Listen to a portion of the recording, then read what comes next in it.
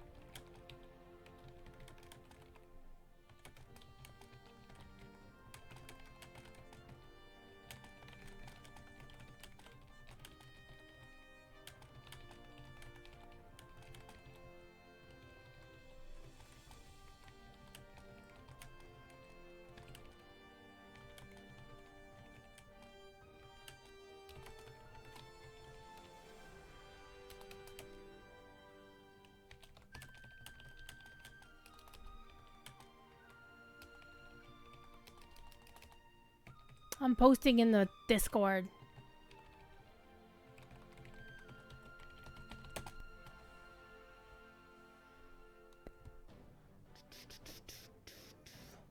Alright, let's see if we get any folks in chat for that. In the meantime, let's pop out chat so I can put it on this window right here. And we can shoot the breeze while I do the thing. We're gonna finish the Song of Waves and Wind tonight. For real, I think. I would like to explain the last stream. Wound up, XSplit wound... Well, okay. The hard drive that XSplit saves its files on got full. And so XSplit actually killed the stream. Instead of continuing the stream and just not recording it. I don't know why it does it that way, but it's how it works. That being said, it died only like there was only one thing, like I completed a quest with the king, and then he was gonna send me to go talk to Jawjax in Umbar Baharbel. So I went to talk to Jawjax. So the only thing we're missing is that little slice of the king telling us to go to Umbar to find out what happened with this uprising that we were a part of last week. It was technically last week because it was what, Saturday? It was Friday? No, it was Saturday. Saturday night was all right for fighting. This weekend on Saturday, however, unfortunately, I will not be able to stream because I will be running SoCal Moot for Professor Corey. And my hat is crooked. Not my hat's that crooked. It's like my forehead's cold. Hi, Kevin. How you doing? We are level 158. We are in Umbar Baharbel. And it was a good thing that I stopped the story when I did. Basically, I stopped before taking that quest. Because the quest that we're about to take. Because it's like, oh, man. I totally would have just continued playing because the story was that good. But yeah. That being said, let me go see what's going on here tonight. What do we got?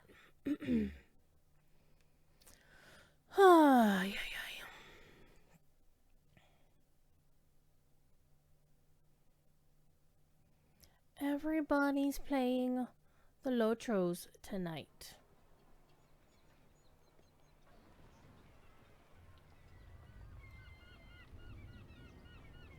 We're on Peregrine, in case you wanted to know where we were, as always. And we are here. One thing I want to mention that I didn't really mention before is I appreciate the fact that the item that lets us travel to and fro are these little flags that wander around. So there's enough of a breeze coming off the sea to make the flags wave around. And yeah, we're pretty excited about that. So I did a little bit of bag cleaning. So what I actually wound up doing the other night is I went and did a whole pile of crafting as well off stream. That's what I did Friday night is I went and did a whole pile of crafting to get my crafters up to where they need to be. And nothing there. So I did actually get the dog pet on one of the other servers today. So that was kind of nice. Alright. Let's continue what we're up to here. So this is the epilogue, though I'm a little bit confused because the Song of Waves and Wind has 19 chapters, but we've only done 18 of them, but this is being flagged as an epilogue. Our return voyage was not as eventful as the first that brought you to these shores. Umbar Baharbel seemed on the very precipice of the cliff's edge when we departed, but all is now as it was. Let us ask some of the people nearby what transpired while we were away. You go to the east and find someone willing to talk near the northern shipyard. The workers there are always willing to spend the day in idle chatter, and tidings we seek are the furthest thing from trivial. Okay.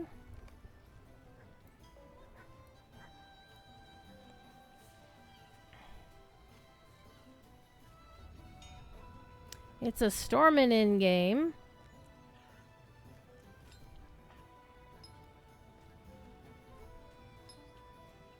Okay, Ilmar, what do you got for us, friend? How could you not have heard? The kindred of the coins was overthrown and a new kindred raised in its place. The god Imgeda, the kindred redeemed.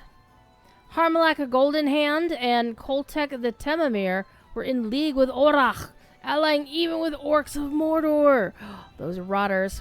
They thought to sell the city to its oppressors, but they counted not upon us, the common men and women of Umbar, the shipbuilders and the sailors, the merchants and the scholars, the fishermen and the laborers. The people of Umbar Baharbel rose up against them, and with one voice we spoke to them. It will not be so, we shouted. The uprising lasted for the better part of the day and into the night. There was bloodshed, but not every soldier of Harmalak's command threw down his weapons. And many saw the rightness of our cause and joined the just throng. Another group opposed us during the uprising, the Airsworn, who have long troubled the peace of the harbor. One of my workers fought against them on the night of the uprising and can tell you more. Her name is Jeanin, and she was on her way to the Gate of Songs north of the city just moments ago. If you hurry, you might find her there. But that is in the past. May the new kindred better serve the interests of the Umbari people, free of the influences of Orach. Okay. She was headed north, so it would be this way.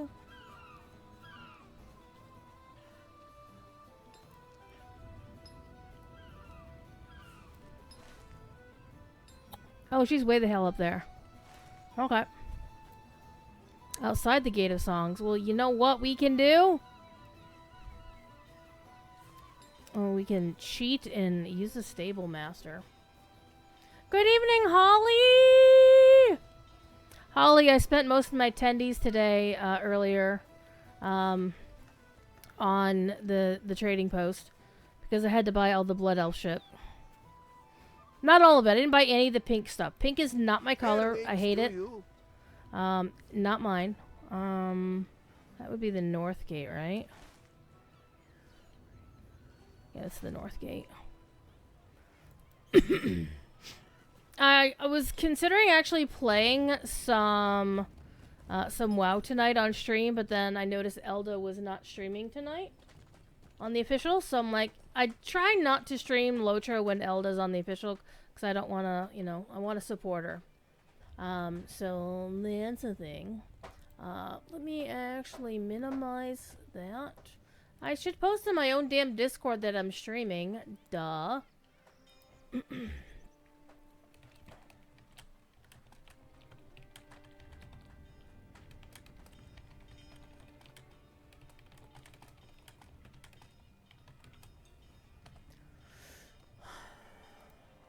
Right. Okay. So we don't actually see the rain in game because I have precipitation turned off because it helps my frame rate. So I'm wondering if Doxamot is the new leader of the Kindred of the Coins. I'm sorry, the Kindred Redeemed. Ooh, pardon me. Because I thought that was really nice in that Jawjax didn't believe it either, but Doxamot wound up becoming the leader of this rebellion. Like, everybody discounted Doxamot, the younger brother. But he actually apparently had more sense. Because, let's put it this way, Jawjax has the charisma, but Doxamot is the one who got shit done. Yes, I fought against the Airsworn during the uprising. I am not afraid to speak of it. They have always been the weakened side of the ship's hull, still long at sea, and I'm not surprised that it eventually burst. The passage by the city of the Orachai ships was a hammer blow to that imperfection, and the Airsworn believed their time had come at last to fully seize control once again. What made them so bold? I cannot say for certain, but whispers tell that many of their number had been secretly leaving the city for a number of weeks, rallied somewhere by the son of Balchor himself. The uprising was short but effective, and a new kindred has been formed to lead Umbar Baharbel in the days to come. The god Imjeda. Imjeda? I think it might be Imjeda. They assemble even now at Da Rafa, up the hill to the east. That is where I am going, for I wish to get a look at them. On these wise counselors we put our hopes. Ooh. An actual use for this? Oh, yeah! I'm down for this. And I'm thinking it's going to be oh my gosh. Look at this. Look at this. Look at this. Gray mobs, where once they were red or orange. Because I am nearly at level 159. In fact, let me remind myself to use my... There we go. Put my name up so everybody can see who I am. Though, to be fair, she's not going to be my first level 160 character. My warden already made that. But the warden cheated. He leveled up solely through the winter festival, Yule Fest.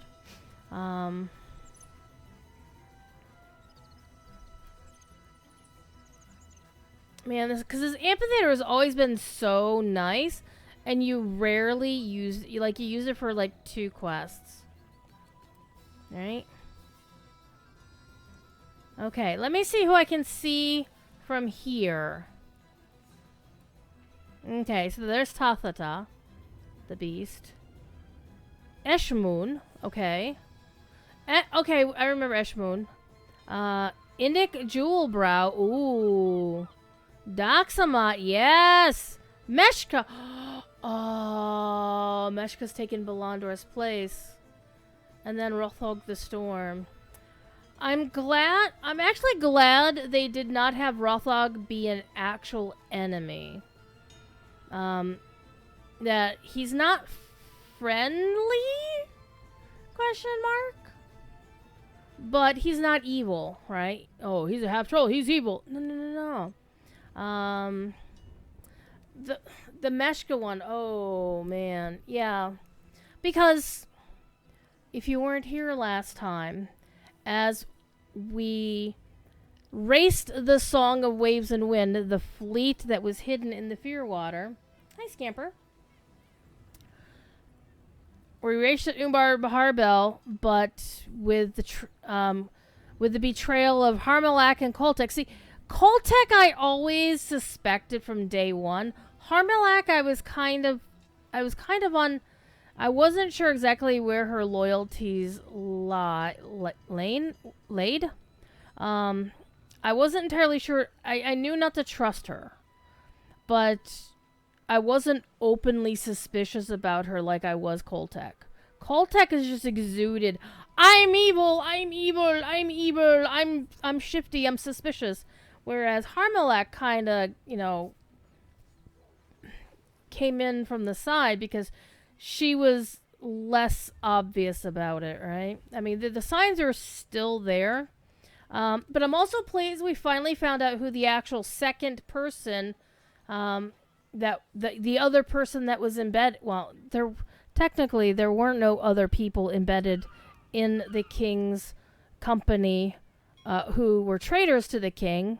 We were just spying on the Heirsworn. I'm sorry, the heirs of Castamere. But we finally found out who the traitor was. That as soon as that came up in the dialogue in like chapter 1, like as we were going through King's Gondor, and the heirs of Castamere mentioned there's somebody else in the king's company who was sworn to their cause, or was one of them. And I was hoping it wasn't Rosarin, because I really loved Rosarin and his wife Bridis. And he's totally like, I wouldn't say whipped, because he is, but it doesn't feel like him deferring to his wife is definitely not him being a second banana or him not being brave or whatever. It's just they have a different partnership where there are things that she's an expert on that he's not, and he recognizes that. And he supports her in that. It's very different than, the wife is in charge of everything and just, the husband is completely subservient. So I love them, and I would have been very sad if it was them or him, but it wasn't. It was one of the new characters they created just for King's Gondor that I don't believe we had seen before. In fact, I'm going to go look on the wiki real quick and see if that character popped up anywhere else before. Of course, there's a Woombar.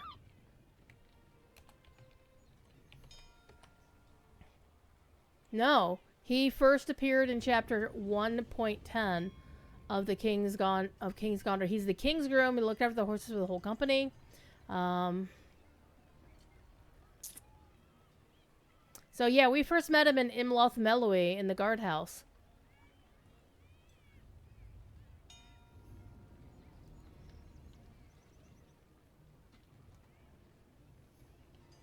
And the wiki has not yet been updated to include him in the recent stuff, which is fine, because I actually did not want to get spoilers. So it's the first time I looked at anything regarding the Song of Ways and Wind on the wiki since I started doing this stuff.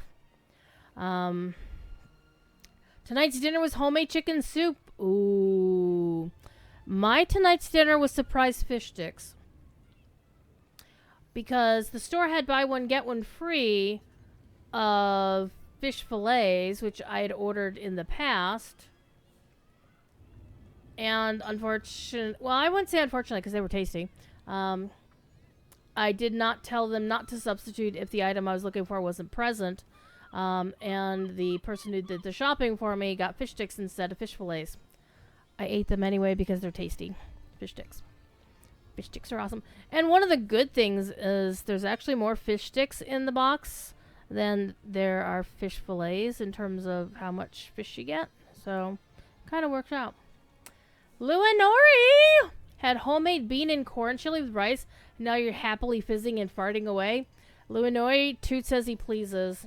To quote a rather famous Marvel Comics meme of "Don't toot the horn, Dr. Doom," and Dr. Doom picks up this, and that's Namor the Submariner yelling this, and Dr. Doom picks up this Atlantean horn made out of shell or whatever and goes, "Doom toots as he pleases." And then the sound effect word is toot. And of course we all know in the days since then, tooting means you are farting, as opposed to Luanori.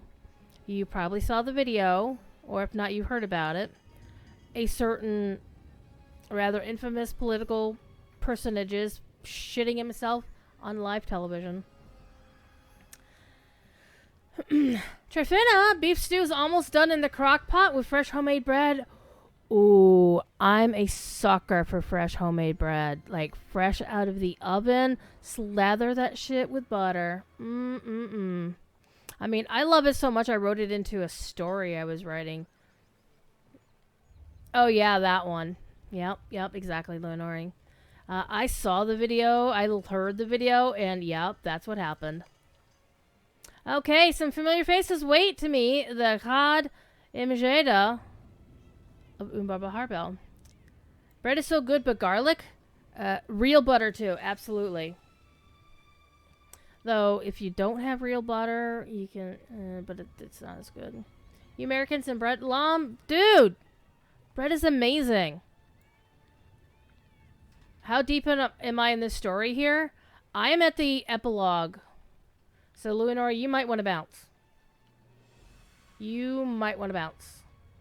What are we about? Butter? Bruh, butter. Bye! You prefer olive oil? I actually don't like the taste of olive oil. As far as I know. I've tried it, but I don't seem to like... I don't like olives to begin with, so... I'm gonna lose a viewer. Leave the window open, but mute it, and, like, put it on a tab so I get the view. That's how you do it. Anyhow. Let's see what's going on.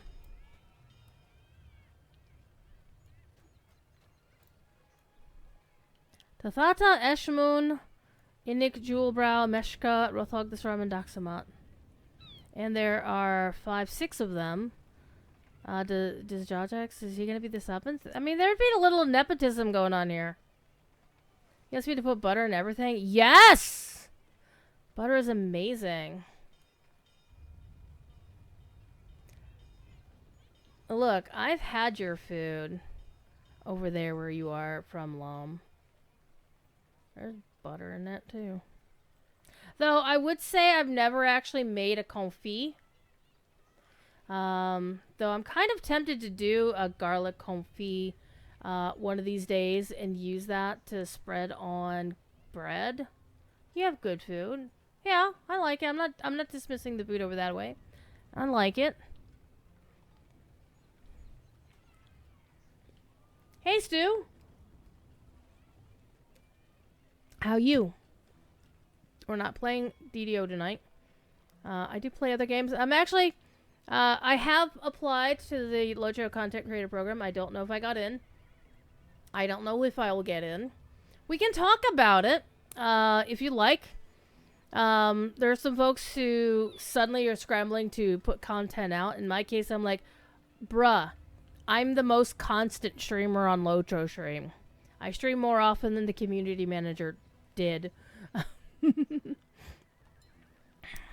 So we're here at the end of all things. We have completed, again, I want to show you my deed log.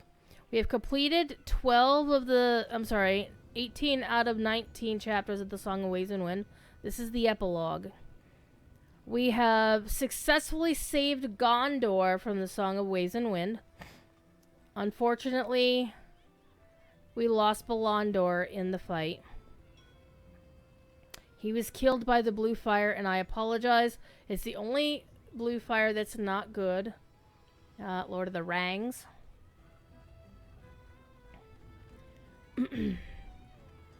More like Horde of the Rings, honestly.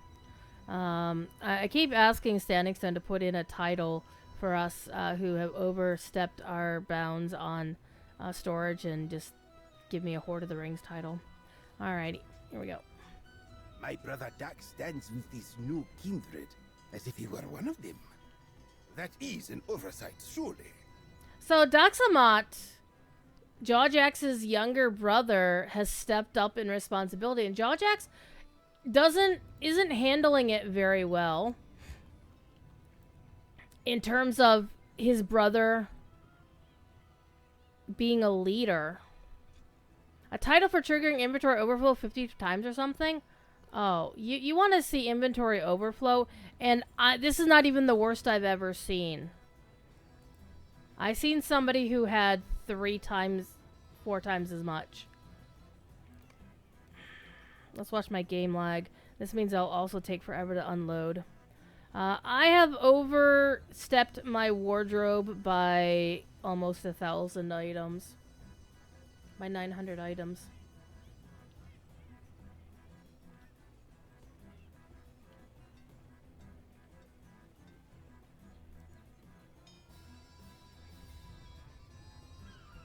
I feel like I'm making the Tim Walls face. Now there's a man who's doing some awesome stuff. Anywho, let's not talk politics.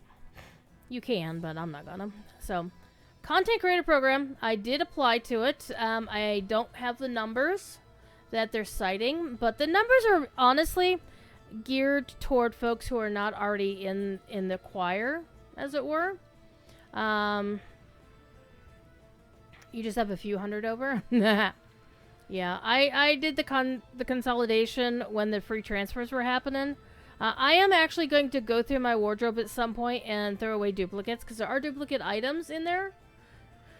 I wish it kind of was like World of Warcraft's transmog system, where if the appearance was there, it would tell you you get the appearance from these 5 items, but it's all the same thing. But WoW Lotros doesn't unfortunately do that. So, but it's a wholly different coded mess of spaghetti code.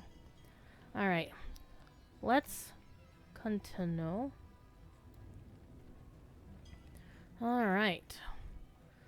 So, about the content creator program, I expect that a lot of the expected... There's a lot of names I expect to become part of it. I'm not going to name names because you can pretty much imagine or think of who they would be. There are some folks who are basically trying to be professional streamers. They're streaming every single day. They're streaming for multiple hours of the day. Unfortunately, you only get me 3 hours a day when I'm streaming, unless I'm doing a special marathon, because I still have a day job and streaming doesn't pay my bills until the day streaming can actually pay my bills. Because I've got a mortgage. I no longer have a car payment because the car's paid off now. I'm actually stupidly excited about that. Just in time for me to take out a loan to fix my damn roof. Because that's going to happen this spring, if all goes well. Streaming should be for fun, in your opinion. Streaming is a lot of fun because I get to talk to all you folks, and it's way more people than I talk to. It's where I get to talk to people who actually want to talk to me. What? As opposed to talking to the people that I have to talk to for work. They are people who don't want to have to talk to me, but they have to, because I call them. By the way, I'm kind of achy today and a little bit tired. A lot tired. I'll be more achy tomorrow because I did snow shoveling on my lunch break today. Yes, I still have snow in my driveway from last week. And I kind of hurt myself when I did the first batch.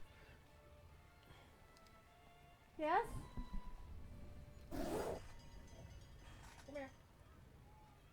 You got a meow? Come here.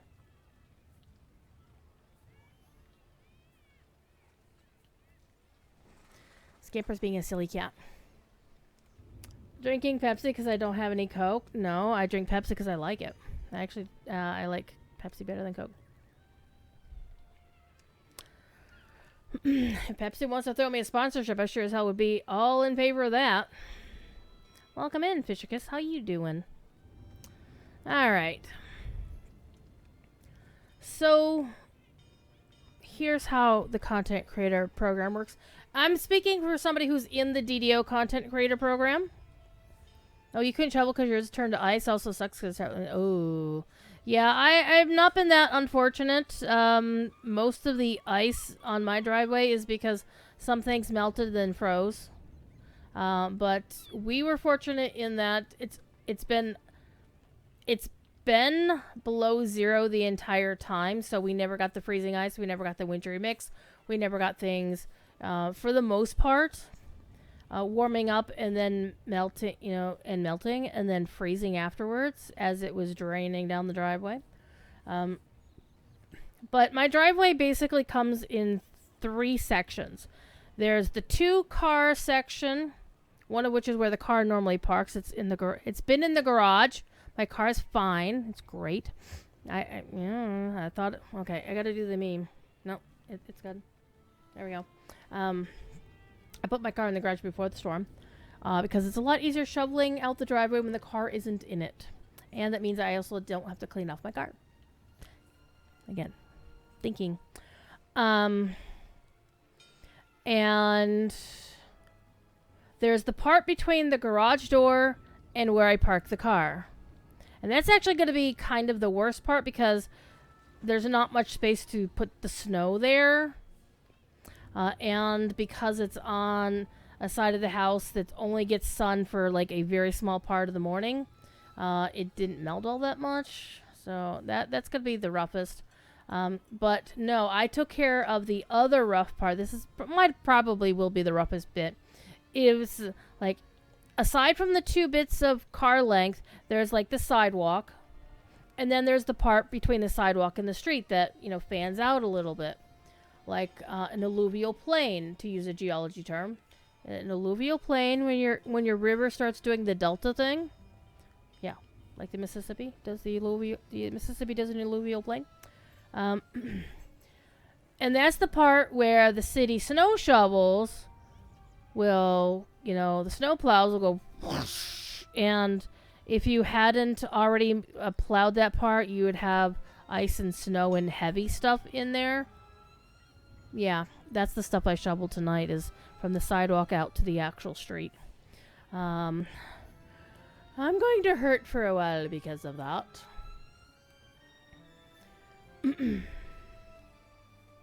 So that's the way of the social. But let's go back to the content creator program. So folks who normally... I actually saw somebody on social media. Again, I'm not going to name names because, you can go find their post if you want to. Was commenting that they weren't going to apply because they were questioning, well, why do they have these particular lists of these are the metrics we want you to hit that you already have to be hitting before you apply? Why? Because based on what Cordobin said on his last Court of the Rings for however long, he said that basically he was having a back and forth with Queen Perethian about, she was a little bit anxious about, well, apparently it seemed to me that she was anxious about, well, I don't make these numbers. I don't know of anybody in the Lotro community who makes those numbers, and people do. But the program isn't going to be just for like the 2 or 3 people that make that.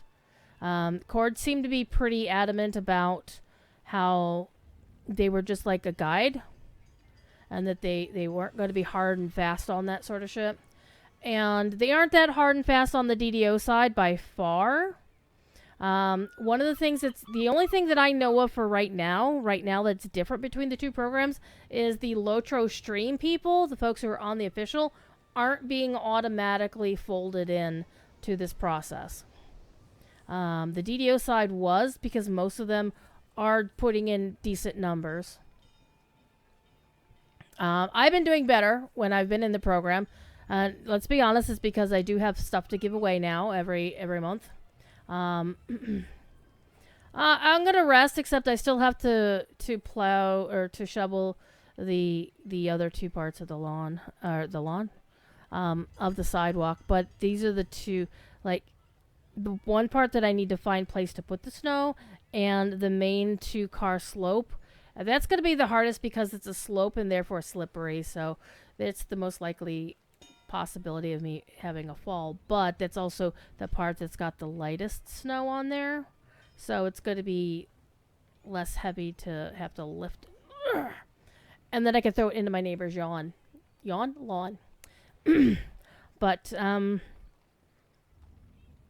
whether they're going to be, I think they're going to be a little bit more picky because there are more people who stream Lotro and do Lotro content. And he did mention specifically that Yao of D'Enco de Milieu, the housing website, he's going to get in for sure. Like, hello?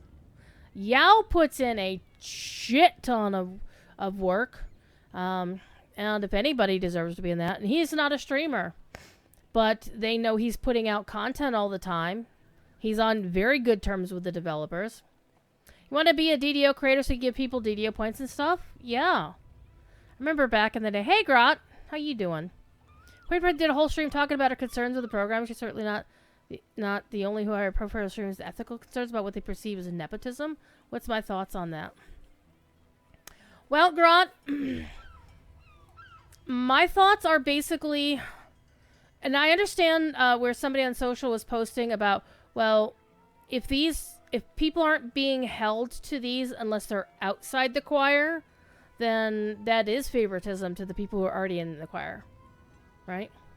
But the way it works on the DDO side is, I think there's maybe one person that I can think of who's actively participating who is outside the usual DDO sphere. I expect them to get a few people streaming Elotro who aren't in the choir already, but I think what Daybreak is trying to do, and I don't think Elotro and DDO are really up to that standard. I think EverQuest can pull these sorts of numbers in, is they're trying to formalize an influencer atmosphere, like an influencer sort of culture, or basically we're free marketing for them. Let's be honest. They don't have to pay us. They just give us freebs to give away, freebs to whatever. And we promote the product for them. I mean, I haven't actually gotten to watch Queen Parathian's stream yet. I'm so far behind on watching shit. That was your thinking. The requirements are mostly just legalese, but yeah. But someone who even streams Lotro at those metrics, aside from variety streamers that have an audience outside of Lotro already, which is the sort of people I'd imagine would be ideal. Because one of the things about these sorts of programs, and somebody was talking about, hey, they should fly people to Boston. They're not going to fly people to Boston. Why? Because that costs money.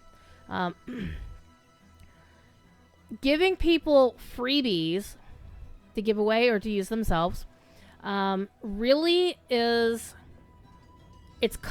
honestly, it's kind of like the mods in the Discords. You don't have to pay somebody to do that job. You give them some freebies. You can't call them they have to be volunteers, because there's whole legal bullshit about that. That's why they're not paid. That's why there's no compensation, official compensation. If they want to throw them a few codes, it doesn't violate whatever freaking laws the lawyers had to deal with.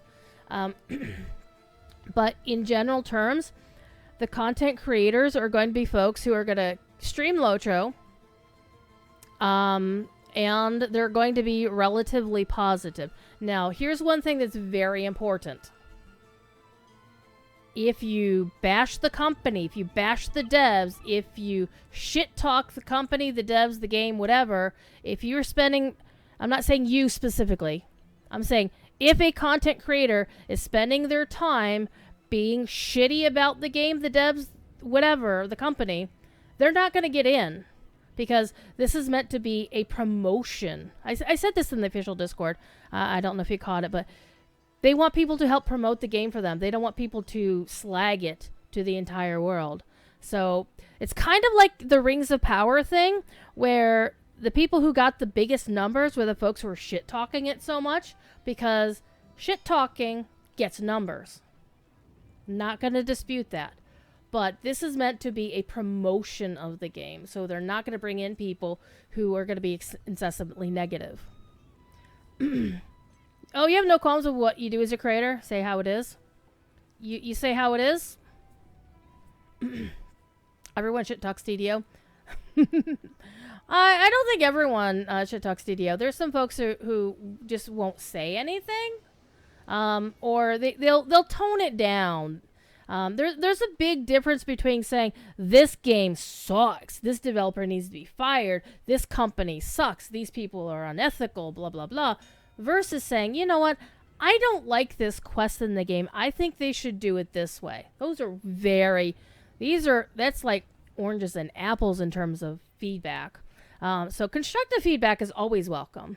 Like saying something like, you know what, I think tier 3, I don't think we need a tier 3. I think we should just go one story mode, Tier 2, you actually need to know how to do the basics of raiding. And then Tier 3, you are guns to, balls to the wall. You're the sweatiest of the sweat lords, and you have all the best gear. And if you don't have the best gear, you don't know how to raid, get the hell off my team. That is actually constructive feedback. Right? You're not saying, well, your game sucks because you have 5 tiers. Nobody should be able to do, if you're saying this developer made this raid and this developer really, really sucks, they should be fired. Well, then you're just being a shitlord and you need to go. Cordo said you can't swear and you're like, but others do.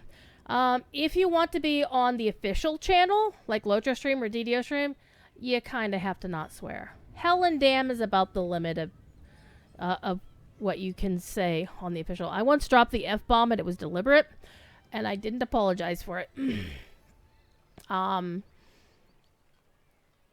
no, as a creator, yeah, hello? Oh, I drop the F-bomb on my own channel, not fairly often, but I do, and they don't care.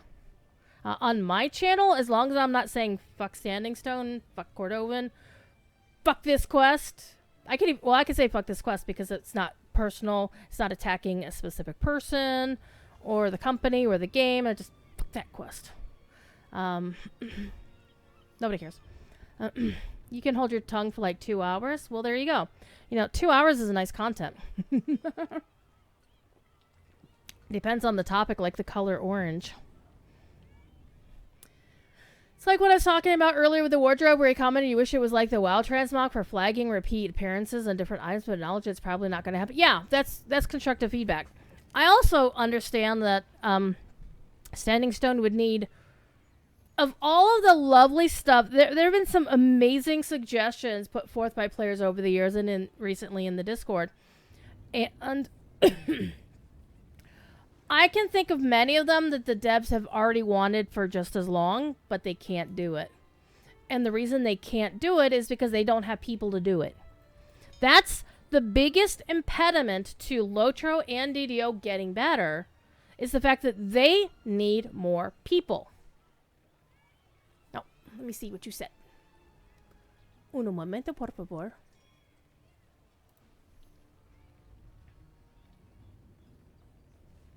Oh, okay.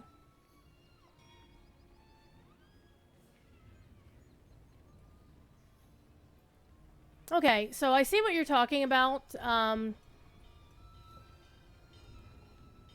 He said a lot. Like, the occasional cuss is not a wee sweary hither and yonder they don't care about. If you're just going to be talking about, sex talk all the time or whatever, they're going to be a little bit salty about that. You're like Tough. Tough is good people. I've met Tough in real life. He was at the Gen Con meetup. I got to meet a couple of the Lotro Discord mods there, too. They were there. Standing Stone wants the game to be as best it could possibly be. Players want the game to be as best as possibly be. It's very much a resource issue. No one disagrees on that. Yep.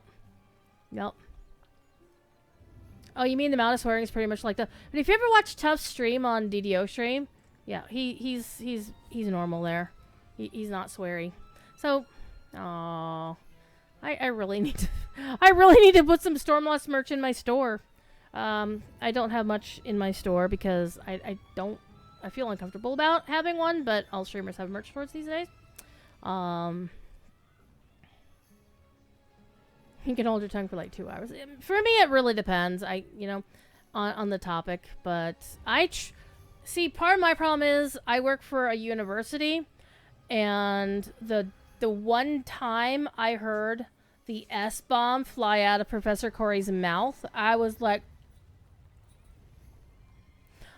I literally gave that man a double take. He was dealing with some recalcitrant tech, and nobody was around except me and our door ward, Sharon, and so nobody was listening in on, and he dropped the S-bomb, and I was so startled. And one of the things is because I'm the admin for the university Discord, I also have to keep things clean. So I'm kind of used to keeping things clean. So here on my stream is about the only place I can let loose with a wee sweary hither and yonder. But for the most part, I just kind of don't. I never really... It's a thing that, like, you shouldn't trust... Like, if people are too pious to swear, then I kind of don't trust them. But in terms of if they drop a wee sweary hither and yonder, it's fine. If they're nothing but Tourette syndrome style swearing, just nothing but F-bombs straight all day long, then I'm like, let's turn off that tap. Let's close the spigot. Be startled too. Professor Corey strikes it. No, Professor Corey is like pure as the dribbins to know for the most part. You tend to say the C word, but not as an insult. Well, the C word is not as much of an insult on your side of the planet. In this country, you say that shit, you're going to get your mouth washed up with soap. You're going to get somebody smacking you in the face. So, that's fun. But in terms of the content creator program, in my experience in having been in the DDO1 for the past few months, is as long as you're putting out your content, you're not bashing the company, the quest, or the quest, yeah, whatever. The company, the employees, or the game in general. If you're basically not incessantly negative, they're going to be more amenable to having you there. But again, if you're just incessantly negative and you pull in great numbers, you exceed, they're still not going to necessarily bring you in. Your dad was Navy, so you I see what you see, you know. Royal Navy. I once was at a convention in Minneapolis, MarsCon, where one day I was on the second floor balcony looking down into the front desk lobby, and a whole bunch of people rolled in desert fatigues and whatnot. We're like, wow, those are really good Stargate outfits. Because we thought it was a bunch of cosplayers. No, it was a Majesty. It was a major for Her Royal Majesty's army, and it was 1/4 of his troop of soldiers who were on a layover in Minneapolis overnight before they were going to go to train in the desert with, I guess, the U.S. Army or whatever. And as soon as we found out who they were, we're like, gentlemen, you're coming to hang out with us this weekend. So we basically gave them all free passes to the convention and let them, enjoy a fun night with a whole bunch of nerds. And two things became immediately apparent. Number one, not a single American dude was getting laid that night. And number two, we wouldn't have to worry about alcohol going home with anybody because there wouldn't be any left. And both of those things were true.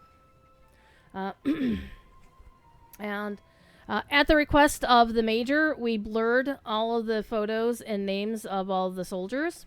And apparently what happened was the soldiers in there were like 4 groups of soldiers in 4 different hotels, and the boys in our hotel told the dudes in the other hotels what was going on, and the guys for the other hotels were sending spies over to find out what was going on. So some extras showed up. And they had a great time. We treated them well, and we're very good hosts. And one thing MarsCon is known for is the 13th floor, party floor. All the rooms there were party rooms, and there was a lot of alcohol, a lot of fun themes. Everybody tried to be responsible. No shenanigans. It's not that kind of convention, thank goodness.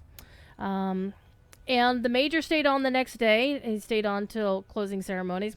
And I have never seen a major of Her Majesty's Army brought to tears. He was very emotional. And he wound up actually buying a house in the Minneapolis area. He used to come back to the convention every few years. And he was Scottish. So that night, when the party had started, he was dressed in his full Scottish regalia. And I witnessed that man grabbing a vacuum cleaner from housekeeping when one of his drunken lads grabbed a potted plant and trailed it halfway through the hotel, including up and down the elevator. And he refused to let the hotel staff clean it up. He did it himself. His lads made the mess. He took care of it. And I'm like, dude, massive respect. Where's the line between critique and straight up bashing and venting, though? Because there's plenty of critique that can be discussed. as a matter of you have to be positive. No, you don't have to be positive. Or it's more like just be reasonable. Just be reasonable. You don't have to. You don't have to be a yes man, yes woman, yes person. You just basically have to. On some level, there's a little bit of professionalism here, right? But there is no 1,000% expectation that if you say anything negative, they're going to come at you and they're going to... Cordova's going to personally come to your house and throw you out of the program. No, that's not how it works. I don't know of anybody who's even left the DDO program, much less been kicked out. And number 3, you got your asses kicked. Yeah, well, no, it was fine. Everybody was fine. But apparently the soldiers took their badges with them to Afghanistan because they were going straight from training to the desert.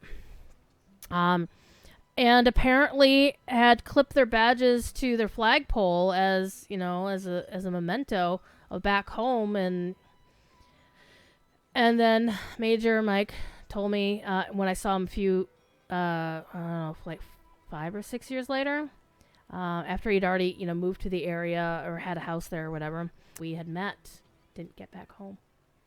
And then I cried for days because they were all very nice.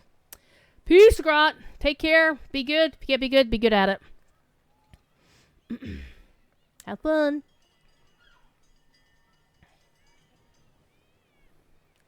All right. You know what? I've been talking for like half an hour and I haven't even been playing this. I've basically been given this quest, talk to one person and come over here, and then we're talking with Jawjax about how he's surprised that his own brother seems to be part of this new kindred.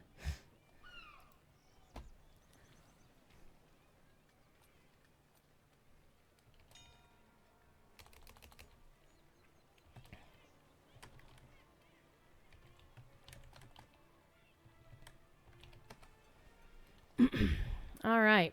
Let's get back to the story. Talking is fine. Except now I'm running out of soda. That's one thing about being a content creator is you need to keep your throat lubricated. All right. My brother Dax stands with his new kindred as if he were one of them. That is an oversight, surely. One thing followed another. I am not sure what happened. I'm glad to see you're safe and alive. At first I was just trying to carry out your will, telling the people what you told me. But as more and more folk learned that Harmalak and Koltek had imprisoned you and my brother, they became angrier and angrier. You helped many Umbari and Temamir alike when you came to these shores. And it seems you have made more friends than you know. What began in confusion became a rebellion, Ilma Goli. Anytime I see is it Imagoli or Imajoli? Because if it's goalie, like goalie in hockey, if you put an A at the end, Gola, like in Dune, like a zombie in Dune. Not really a zombie, but there's a whole thing about Golas.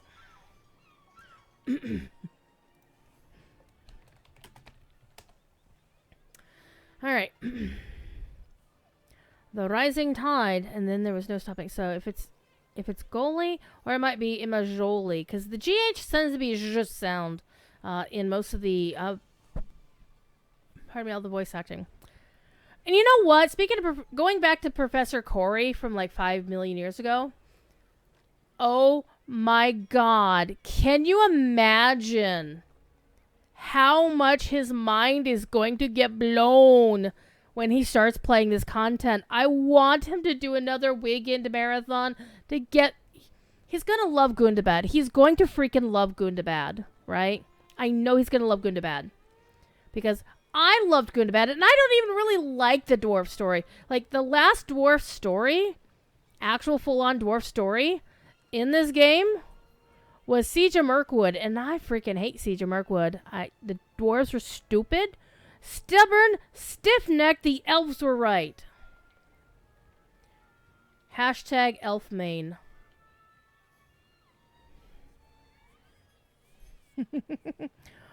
But Gundabad made me care about the dwarves. I mean, there was like the The War of Three Peaks was important dwarf story, but I didn't really care all that much. Durin was an idiot. Let's be honest, Durin was an idiot. But as the Gundabad story unfolded, and we got the story of Moltzok, that was so damn good. Every time I play through that, I'm very sad. Because it's so good. Alright, back to our story. What began in confusion became a rebellion. Ilma Jolie, the rising tide, and there was no stopping it. Try as I might, I could not convince those who flocked to us that I was not cut out to lead them. And now they have made me part of the god... Well, might it be Jad? Jean Imjeda? Or God? I don't know. I don't understand how this happened, yet every step of the way has led me to this moment. How... Is this how you feel every day? I cannot get used to this. Alright. And remember, Rothog got burned bringing Belandor's body out of the... Well, in essence, the Greek fire. The Narjak. I wear these burns proudly in memory of Belandor. I believe he sails now in the company of his friend Sirgan, and they are not bound by the oceans of the world. Ooh. I wasn't thinking about that when Belandor died. Rothog mentions this. Oh. They sailed together. Because Sirgan, of course, died in the battle outside Utukbur. And the fact that Rothog knows about the oceans of the world, the oceans of the world are a concept, are bound by the oceans of the world. He's speaking of a higher spirituality, which I wasn't expecting a half-troll to mention. Like, this is cosmology, Tolkien-style cosmology, where you're speaking about, you know, Arda, and then what's outside of Arda, and then you're talking about all of Ea. Oh my goodness. I sought not to join the god Imjeda, but the people of the city demanded it.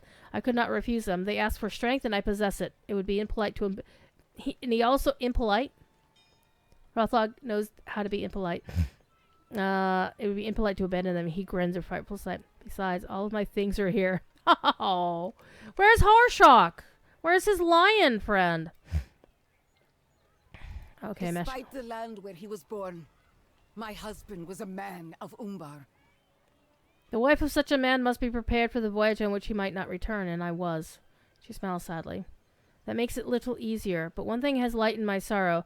The people of the city loved my husband, and they grieve with me.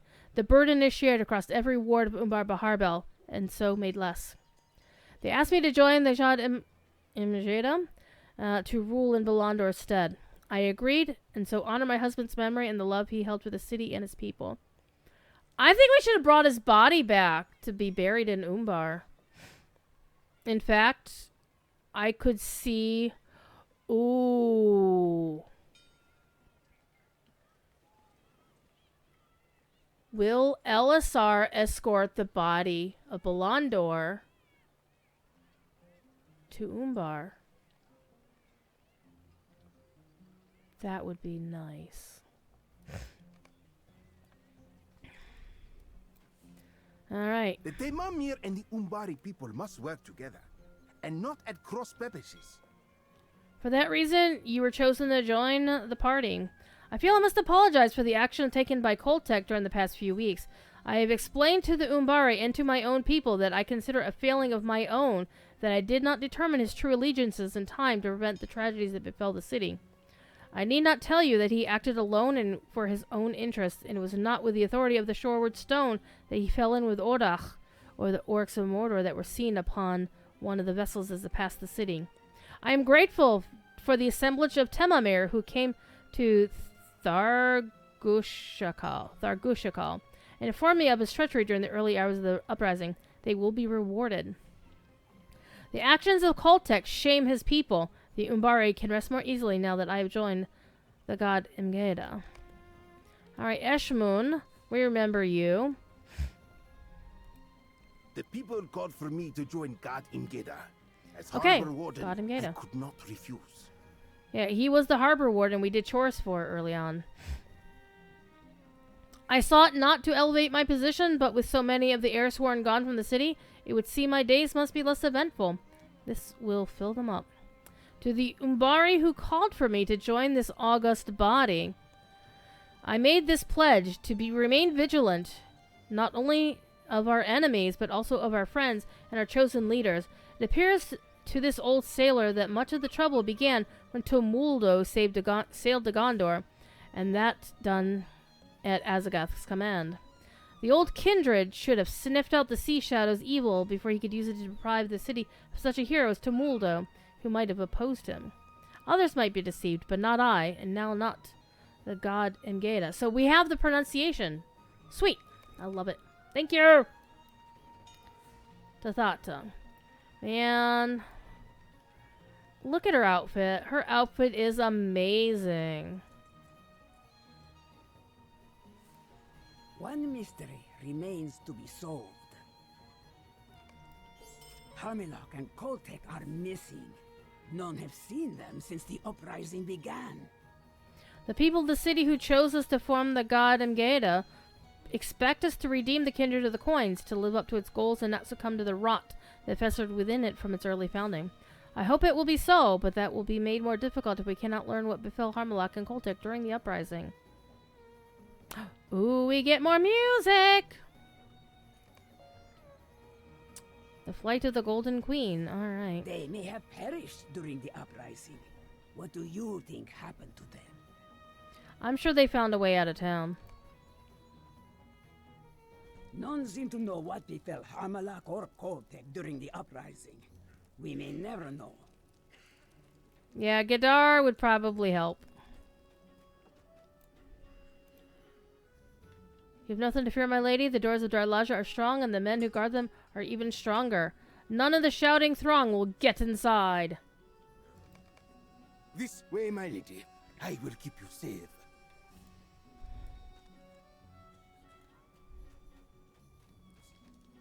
And why we're going out the front door, then? What is happening out there?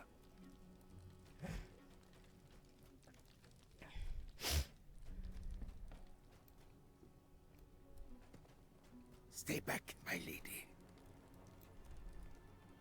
Jade, what is happening outside? It is getting unruly.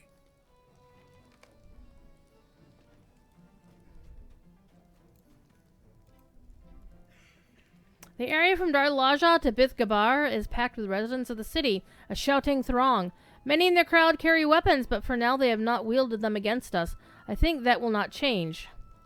But I cannot say that with certainty. You must stay inside, my lady. It is not safe for you out there. I fear we cannot protect you if you leave the safety of the meeting hall. Yeah, it's like, why did... I need you outside. Stay here, my lady. They will not get by us. Okay. Alright, return to the safety of the main hall. Ah! Hold on, where am I? Okay. Running into things. Oh, there's Koltek. Hi, buddy. Koltek beckons you to the safety of the main hall. Uh-huh. Darlaja is not safe for us, Harmilok. I know you trust in your guardsmen to keep the unruly throng at bay, but I have not that faith in them. The city's come alive with anger, and the fear is directed at you, at us. If we remain here, I believe we will be slain. I figured they were going to go to Umbar Molk. We should slip the net they have fashioned for us, Harmilok. Let us escape through Umbar Moch.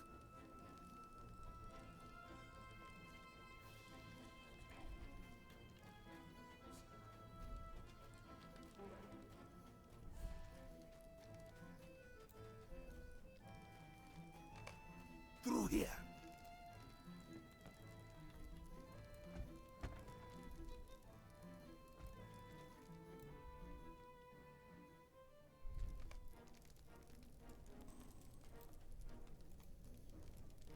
Most of the crowd has not yet thought to look for us at Umbar Molk. We can follow these passages to safety. This way.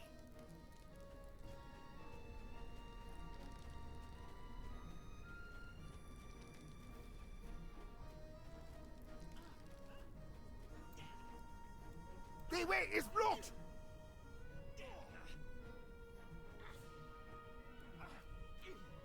My people will stall them! Man, I hope they get eaten by the ghosts. We cannot go this way! I mean, why not? There's not like there's 5 billion people there. Come on.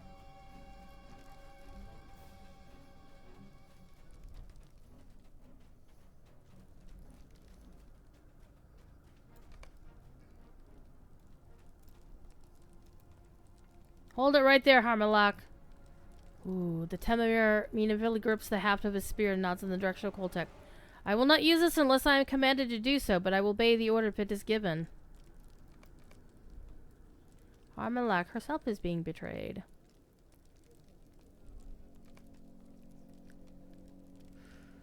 Uh-oh. They came behind us. Spare me your indignation, Harmalak. You know what happens to those who gamble with the lives of others without taking care to slant the odds sufficiently in their favor.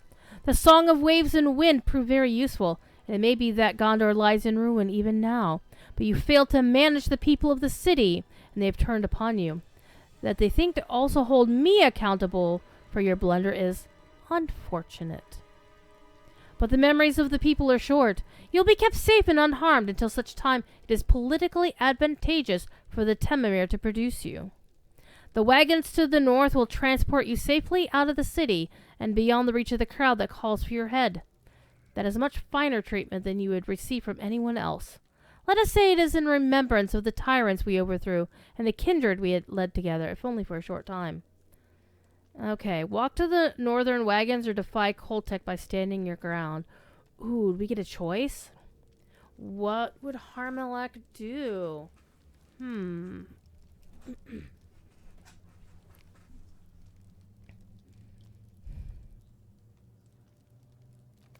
Keep your dignity, Harmalak.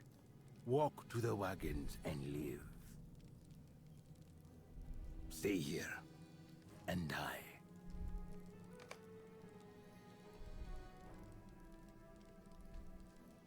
I think she would rather get revenge.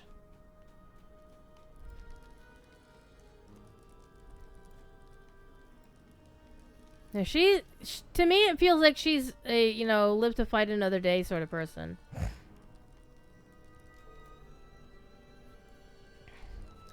Though I want to do this on another character to find out what happens if she stays behind. I wonder. It is most likely they were caught and killed by the people they betrayed, but if that is so, where are the bodies? None have come forth to confirm either of their fates, so every suggestion is a supposition only. We can only guess at it. I do not like guessing. I like knowing for certain. Alright, let's go talk to Dax. He suddenly speaks up, drawing your attention. Oh, I had almost forgotten. I have news for you of your friends Corridon Ooh, and I want Sigileth. to know what happened to Corridon. They returned to the city a few days ago. Oh. And now recover in Dar Tabib. You can find this apothecary in the Tor Gardens of Umbar Baharbel. Holy Christmas! Look at the housing decorations! Do I have enough space for those? Oh, thank goodness. Barely. Barely. We get sketches of all of them from Kaibar? Oh. Holy housing decos. Alright. Let's go. That's so good. But this isn't chapter 19, I wonder.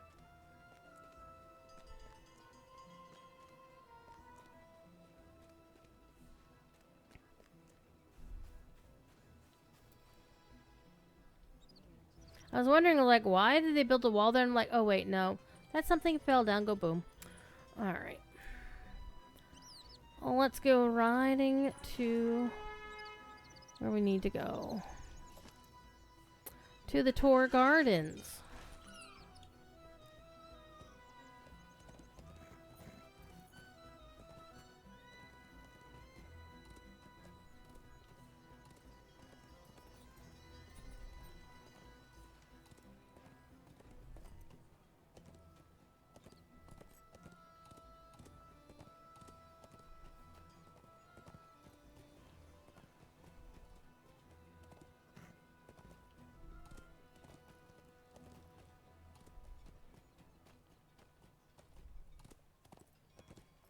Riding a war steed in Umbar Bahar Belt, not in, it's contraindicated. But are we doing it? Yep.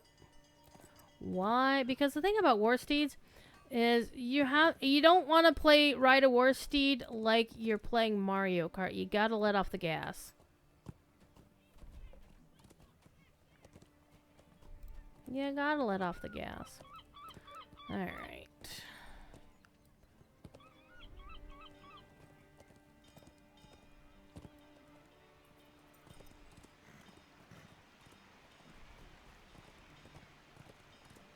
So I really do like the nuanced politics here.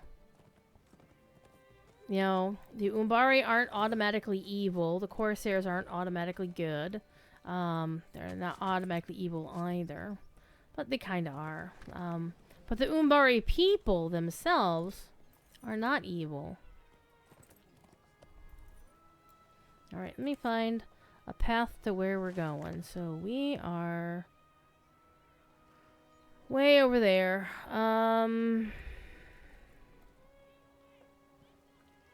Actually, we need to go back to this marked course, but need to go back and bang a right.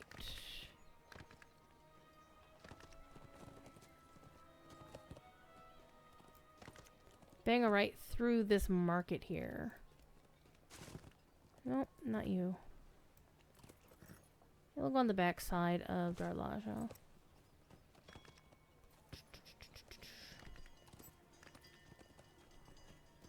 Or maybe I'm just going the wrong way entirely.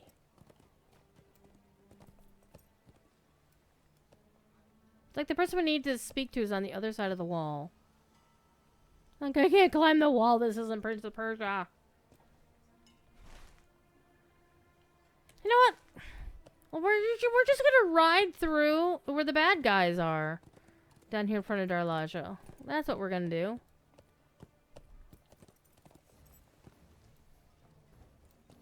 Because they're gonna be great to me.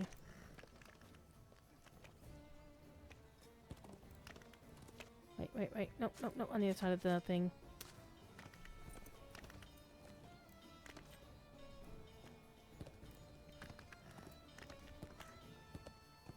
Hello, other player!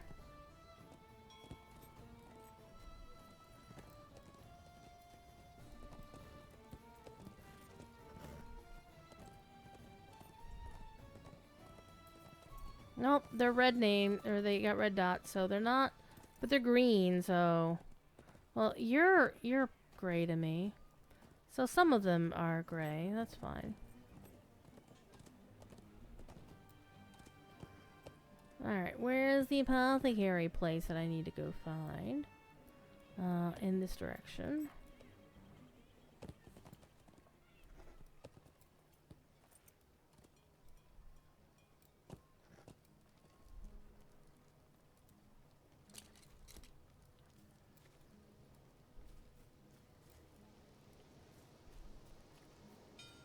Yeah! Well, that's not good. Okay, I bet they're in here.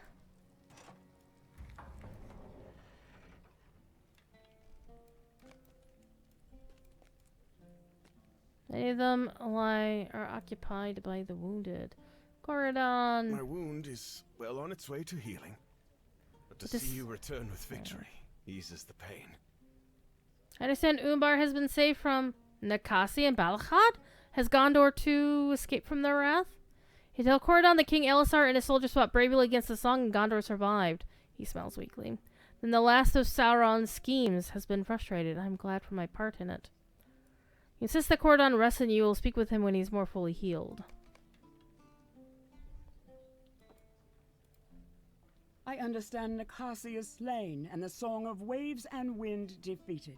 Yep, been there. There will now be peace for a time. Possibly. You heard tell that 5 ships of the Song survived the passage. Oh, I heard tell that 5 ships of the Song survived the passage of the Gondor and waged war upon the Harland. More might have joined them had the rapids of the Ikerban not proved too perilous. We saw the ruin of many smaller ships dashed upon the rocks as we traveled this way from Sugnidar. The builders of the fleet likely intended that to be a one-way voyage, but they had not counted upon Kuradwan's damaging solution. or your great haste in opposing those who escaped it. The raft bridge of the Rackway did not last long against the Najak cannons. Oh. When we rejoined Rahazi at Iridir, she said her mother intended to see it rebuilt. Good. It would not surprise me to learn that she's already done so. That's so they don't have to build a broken one. That's very smart of you, Standing Stone. But I've gotten ahead of myself. There's more to tell. While you pursued the song toward Umbar, my brother and I and Kuridwan made our own way westward. Our return journey was not uneventful. Oh. Hello? Yes, I will tell you what transpired after you left us. Okay. We walked toward the setting sun, but our progress was slow. Because you had Kuridwan with you. See, y'all needed a war steed with you or something. The wound Akasa gave to my brother was deep. It worsened with travel, soaking through our makeshift bandages. Kuridwan did her best to heal his injuries, but he needed more than she could give him in the wild. Just a moment. I am sorry. There is nothing for which you must apologize, my brother. I feel cold. Is it a chill of the body, or of the spirit? I cannot say for certain. No, I feel it too. Let us move within the shelter of the rocks.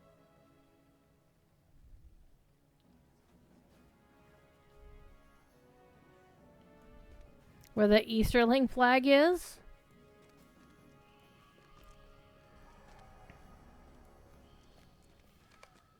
I do like this flag a lot. Those are my colors! And it's got a burb on it. Corden lost a great deal of blood at Kashukin before we could stem its flow, and that could chill the body. But for you to feel it as well makes me think there may be some other cause. An outward cause. This cold is not natural. We are not alone, are we? What do you know of this Kuridwan? I did not want to upset you. She's very shiny. A wandering spirit has fastened its attention upon us. I know it is. Silirtas? I cannot say for certain. This spirit might once have been the Quinta Silirtas. But even if it was, her memories may not remain.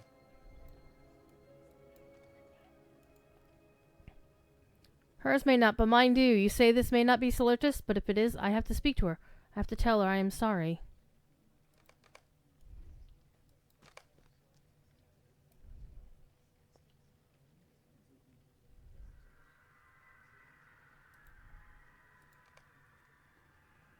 You may not remember, Silirtas, but I do.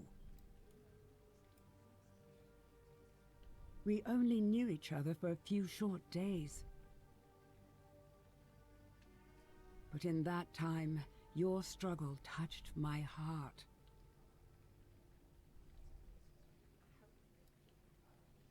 This is dangerous, Sigilith! Every day of our lives is dangerous. This is a cool effect. Every moment. Silirtas understood that, and she did not run from it. You cannot know this spirit was once Silirtas! You cannot! Such wrathful spirits have been known to deceive! When first I came to Shonith, I thought its people were unlike any others I had encountered. Their words and their customs were so different from my own. But I recognized something in Silirtas. Her hopes, her fears, her anger, and her frustrations, they were the same as mine.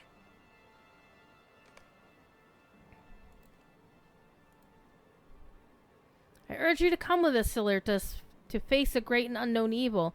I thought despite every danger that lay ahead of us, if any need perish, it would be Sigileth of Lorien. I thought I could keep you safe. I am so sorry. When you were slain by Osgoth before the door of Utugbur, I fell into despair. I thought I too must die to atone for that terrible deed, for robbing you of the life you might have had. Only the voice of me drew you out of that darkness. Her words made me realize something, dearest Silurtus. Every moment of every day, for every person in Middle-earth, is a gift, not of treasure, but of choice. Every point in time gives you the opportunity to decide how you choose to use that moment. You chose to fight the fading of your people. You chose to venture with an elf and a high elf you had known for less than a day, to combat an evil of the elder days. Those choices were yours, Silurtus, and I am inspired by them. I celebrate them. But I have learned there is one more choice you might make, dear one. Our people have been separated by distance and by time, and we each came to forget. But we were fashioned as one people. There is a place for you, Silurtus, if you wish to seek it out. I hope one day to see you there.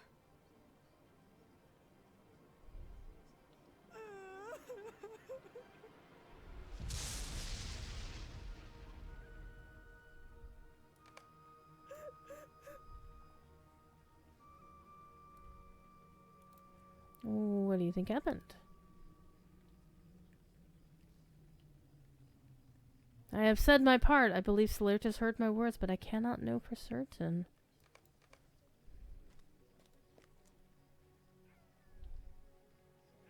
The storm has passed. Now only a light breeze remains.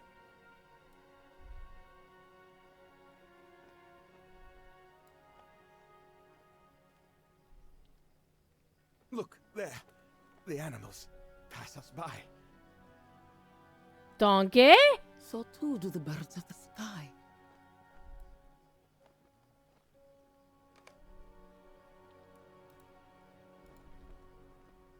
That is a curious sight. What direction do those animals travel? The breeze and the animals and the birds. All these pass westward.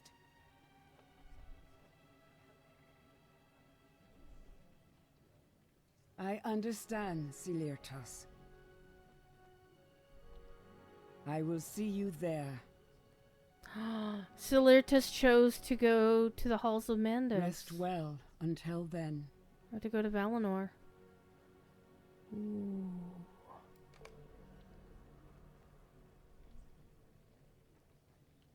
Are those spiritual animals? I cannot say with certainty that the spirit was Silurtus, or that she heard my words.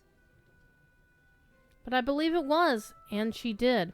I will not hurry to join her, but when at last I come to that place, I hope she and I will reside in comfort and in peace, beyond the loneliness and fear that so troubled Silurtus when she contemplated the unknown days ahead. That is my desire. I cannot know if it will come to pass, but if hope leads us ever onward, the pleasant dream of it will live in my heart until the last of my days arrives. Hi, Guarendis. Someone new has come to Dar Tabib. Hi, Scamper. Scamper has come to the chair. Okay. Hi, Scamper Cat. Oh, she don't want to come play. Alright. Kyber, how you doing? He flushes. Oh, I'm sorry to interrupt. I did not know you'd returned. I visited our friends every day while Corridon recovers, and they have spoken to me of your adventure in the Fearwater. Please finish your visit. I will speak with you afterward. Oh. I'm actually kind of glad he wasn't the traitor. I didn't think he was, That but... reminds me. My brother collected some papers from the Orderhai. I was wondering why there was a backpack here. I suspected it was a quest item. Give him the Kyber.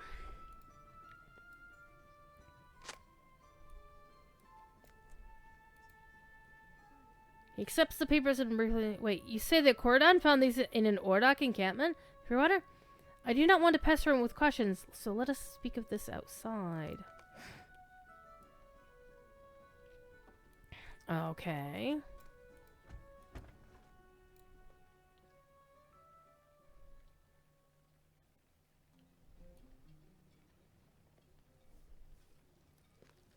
Where's Kyber? Is he? Oh, he's over here.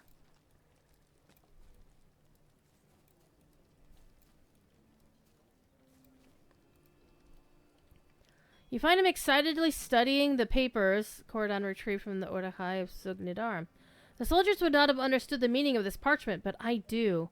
They must have found it among the ruins of Kashukin while searching for treasure. Thinking it unimportant, they kept it unguarded among their belongings, where it went overlooked until it was picked up by Cordon. These are the words of Vinyarian,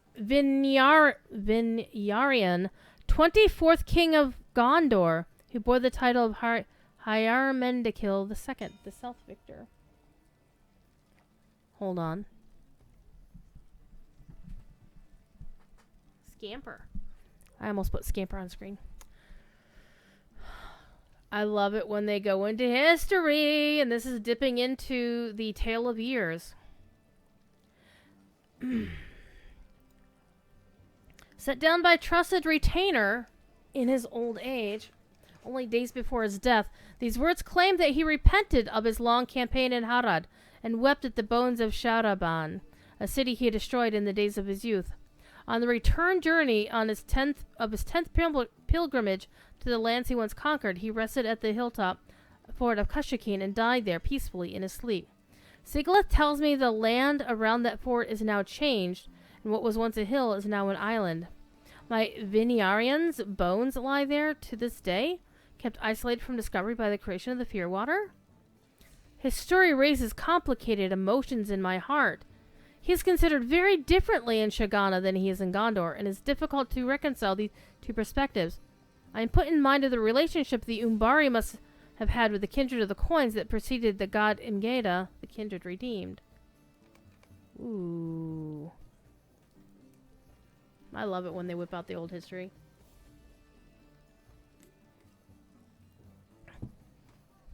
You knew they wouldn't leave it like the end of... Yes. The kindred of the coins was neither entirely good nor entirely evil nor entirely good. Like Hyarmendikil II, they achieved both lasting good and enduring harm. Does one erase the other? Wiser scholars than I may be able to weigh the value of each, but I cannot. Must we forget the instrumental roles played by Azagath and Nakasi in the freeing of Umbar from the heirs of Castamir and the cultists of Sauron?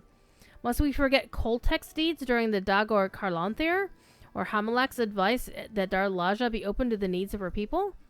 Must their later crimes strike from the record their earlier heroics and wise governance? He studies the ground intently. Must my mother's refusal to see in me... Ooh, going back to Kybar's history. See me erase the happy years I spent as a child in Ethering? I think it cannot. So we must celebrate the good, and we work to remedy the bad, and by doing so, we mend what wounds we can, and seek to avoid inflicting further harm. That is healing of a kind, is it not? The Gondorian scribe heaves a sigh and looks up at you, forcing a smile. From conversations with the Umbari, I have sketched the members of the original kindred of the coins. Umbar will remember both their fine qualities and their faults, neither excusing the other. And with these drawings, I hope to capture that balance. Choose one of your liking, and it is yours. The others I will give to the city of Umbar Baharbel, that it may remember its history. Wait, I don't get them all? Rude. Oh, man. So I have to do this 7 times to get all of these? Maid of Lions, you magnificent bastard. That's actually amazing. I thought I got them all, but no, I have to pick one. Oh, man. Definitely not Azagath. I'm leaning toward Belandor being the first one. I think if I were to go in order of the ones that I like Belandor the most. Not because he was Gondorian. Honestly, because he wore blue. Let's be honest. That's why he attracted my attention. He wore blue and silver. So Belandor would be the first. They'd probably go for Rothog, because Rothog was actually the one who would be most, like, he cares about Umbar. He cares about his people in Umbar. His place is in Umbar. Then I'd probably go with Tathata, then Nakasi, then Harmlak and Koltek, whatever, and then Azagoth last. We're gonna go with Belandor. Because Belandor also is a bridge between Umbar and Gondor.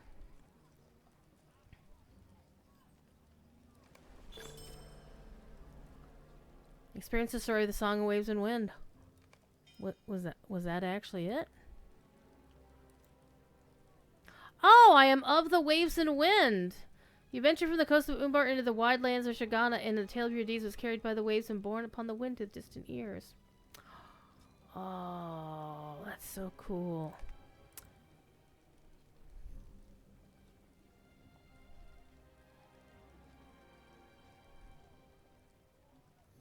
That was chapter 19. We've done it.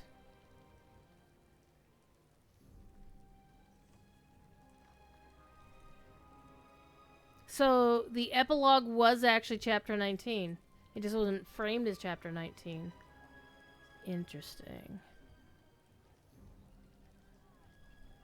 Look at all these other ones. Look at this. We still haven't got that. Thank you for the follow, CS Quinn.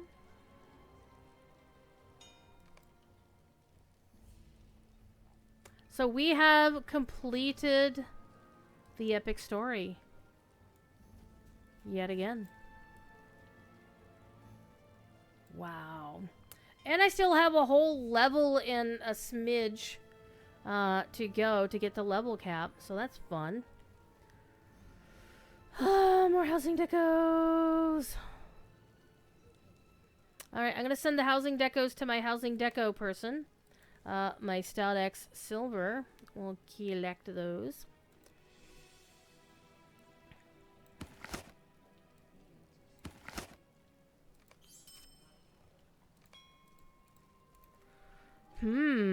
So I thought I was going to be doing some side questing next. One thing I wanted to do was go grind some rep. Because I basically just blazed through the epic story. I did not do, like, only 1 or 2 side quests. So, yeah, I have, like, no reputation for anything. And I also actually want to go back and complete... Oh my god. I'm almost kindred with the Fetakari of Umbar. Oh, we should do that. Yeah, we should go do that in the Ikarbani. So I want to go back and do some rep stuff. That involves side questing. So that's what we're going to do for the rest of the stream. We've only been here an hour and a half, so we got another hour and a half to go. So... let me get out of town first. Gonna wander out of the Tour Gardens. Once I remember to get out of the... how to get out of the Din of Arms, which is a poop. Let's go across the rivers, excuse me. So, let me think about the Song of Waves and Wind as a whole story. Right?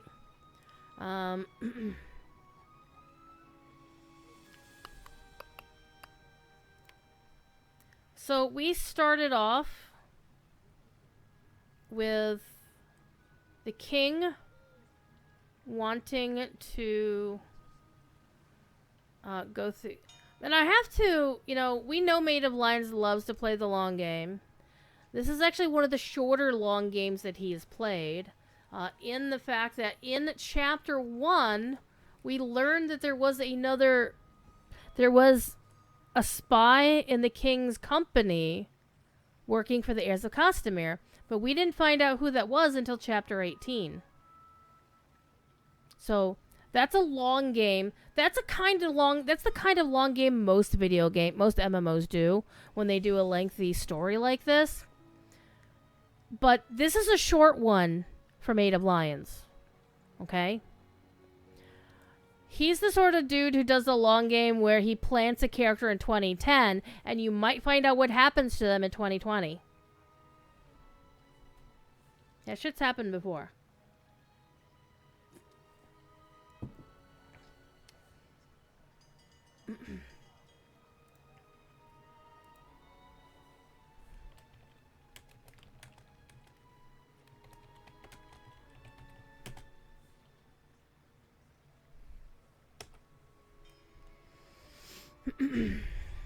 I mean, Corridon and Sigileth are both characters that he played the long game with. Horn and Nona he played the long game with. And we're talking over the course of years.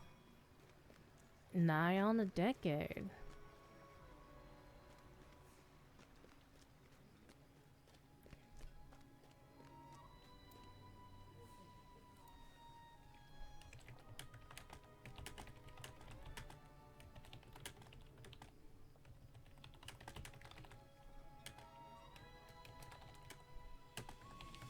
Hang on, I'm just answering a question somebody sent me in DMs.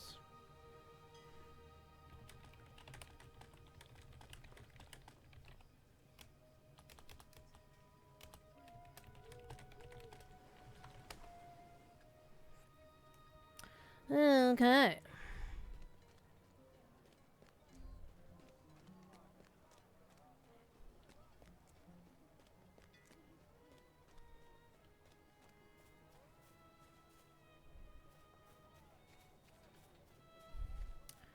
So let's go to the Pony Gate.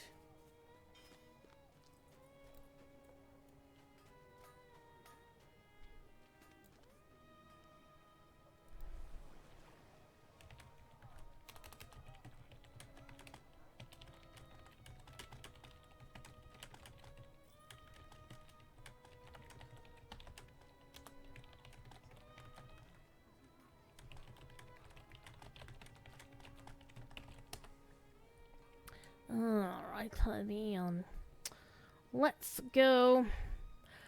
Basically, the quickest way for me to grind rep, honestly, with the Fetikari, is to go to Ambarul.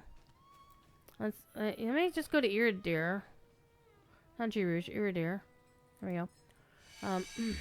So is the Mordor fun? I don't know. We haven't played Mordor in 10 years. We chucked the ring into the fire in 2017. We've been doing story that we went to Mordor twice. We went to Mordor once, and then we went to Mordor in the past in a flashback story told by Isildur, the Shade of Isildur. Alright. So, what we're oh, wow. Syncopated rhythm? Nice. We're going to be looking for those little things on the ground. Because you crack those bad boys open, you're going to get yourself some stuff.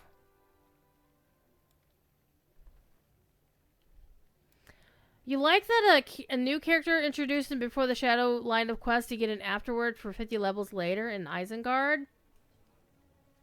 You do. But you have to be on a character who didn't do the Isengard story.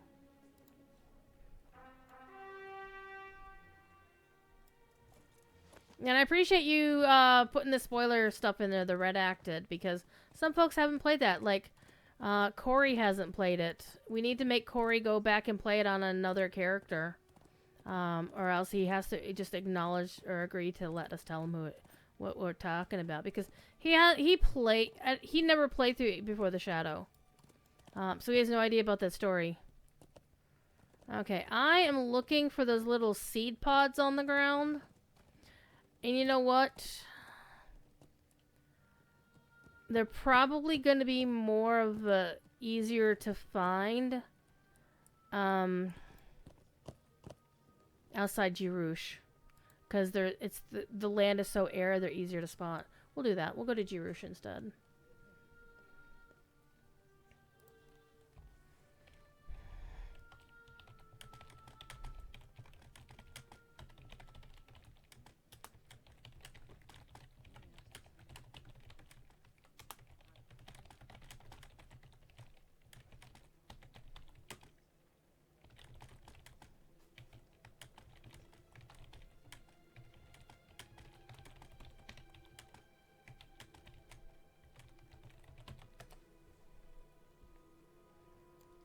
Alright. Jirush. Alright, let's go run around and look for those seed pods. Though, I probably need the ones for the Petikari. Which, they're gonna be... Now I'm waffling. I hate waffles. Wait. No, I don't hate waffles. I love waffles. I do, however, need crafting mats. So, we're gonna get some crafting mats while this dune lizard gets all big in my face. Leave me alone. All the heavy palm branches here. Wow, okay. I guess they really want me to pick up the palm branches. Moneth Lair drops... See, the small seed pods. That's what I'm looking for. Oh, hello?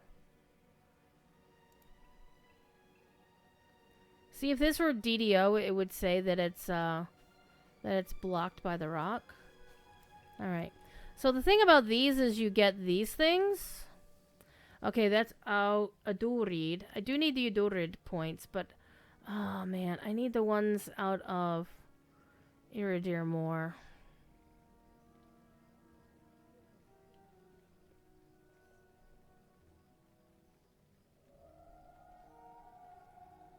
Well, let's go get a few more while we're here. I figured that they know who I mean. It doesn't spoil that. That's true. Yep, building up a new main I hit a month or so ago. Super cool little add-on. Yes. See, I'm building up a new main in the other game. Only because I snagged my favorite name ever. This name, in fact. On my main server over there.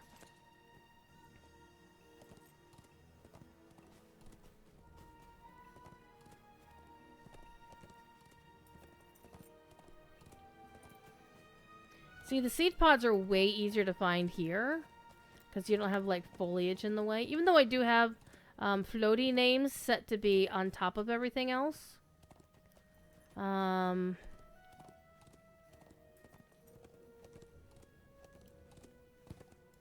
not going to worry about the regular ones. I just want the rich ones.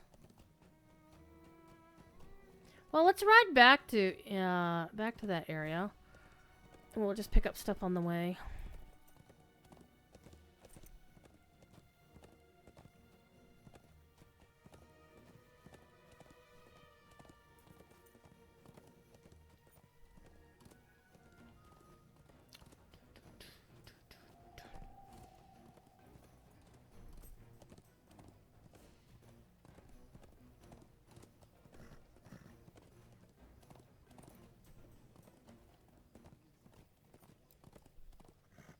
I'm actually glad they didn't, like, have multiple zones of this. Ooh.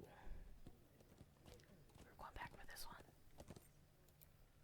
Because it's nice for, like, one zone, but it would be really bad to have this in multiple zones.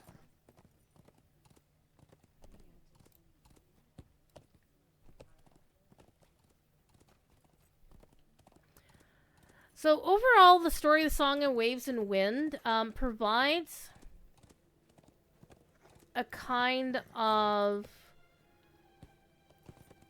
It reminds me of a little bit of what they did with the Dunlendings in Rohan.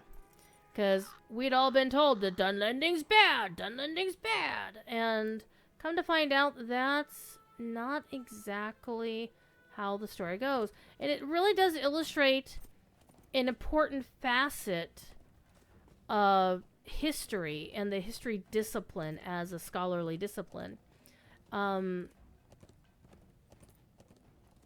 Basically, the winners write the stories. history is written by, the whole thing about history is written by the winners. That's not entirely false. There is a lot. Do I have the thing for that? Good evening, Tiger. How you doing? All right. That's Fitakari. That's one of the ones we're looking for. All right, we're gonna get oh man, only 250? Really? Oh yeah. So we're gonna grind Fitakari reputation until we max that out here real quick. And so the Fitakari ones are the ones that we're gonna find around here. Though I think I recall seeing these also around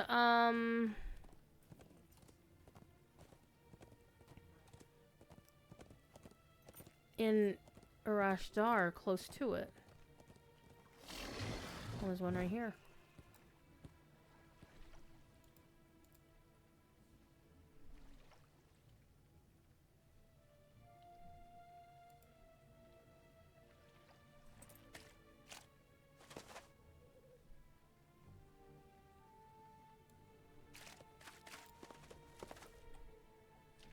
Yep.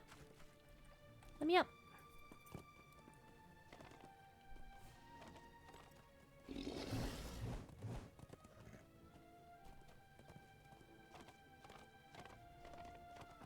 So I did appreciate mentioning how this bridge got ruined by the Song of Waves and Wind.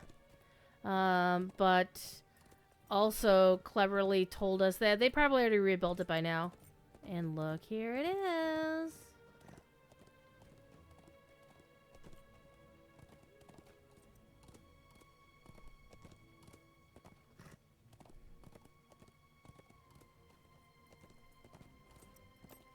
Okay. Let's get those two things out the way. 500 points with the Fitakari. And 500 with the Outdoorid.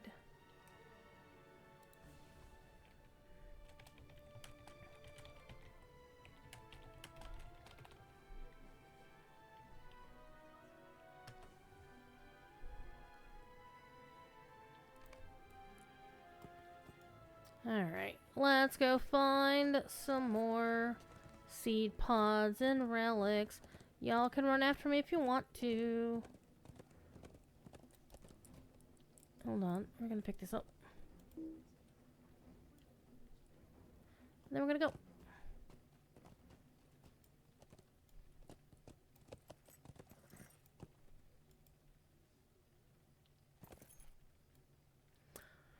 Some of the bauble skills you get from rep here are amazing for roleplay. The tent and the camp chair come to mind. Finally, adventurers remember to bring a chair into the wilderness. Kind of a drag, they're gated behind high-level rep, though. Yeah. But if you don't have interesting stuff gated behind reputation, then people aren't going to engage with the game. There's always a balance to be struck about it. I'm actually more cranky when something that's a direct gameplay loop, such as crafting, is locked behind reputation. See also Rohan. I hate Rohan crafting. In that, like, all the basic crafting stuff was hidden behind reputation. Like, you only got the most basic recipes in, like, Lorien onward until quite frankly, Mordor crafting. And it's always, I don't like it. I don't like it. Alright, give me that seed pod.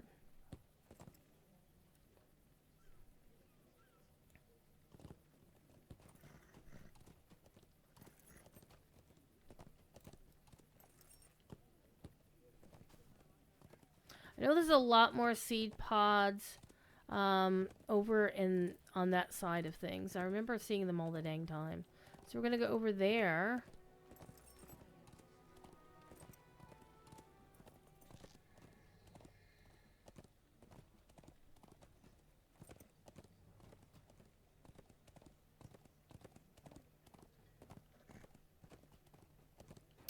And see what we get.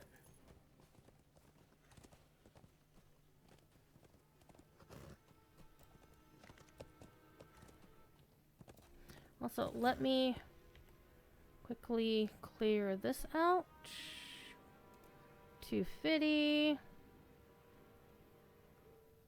And 500. And let's sell these things, because this is the fun part. If you're not really into massive amounts of gold farming, this is actually a small way to gold farm. I'm going to get 10 gold out of just these little stacks of things. Yep. How's my rep looking like now? Okay. We have 3,250. 3,250. You know what else I can do? What else I have? One thing I do not like about the baubles, if you learn the skill, you cannot barter for it anymore. Yeah,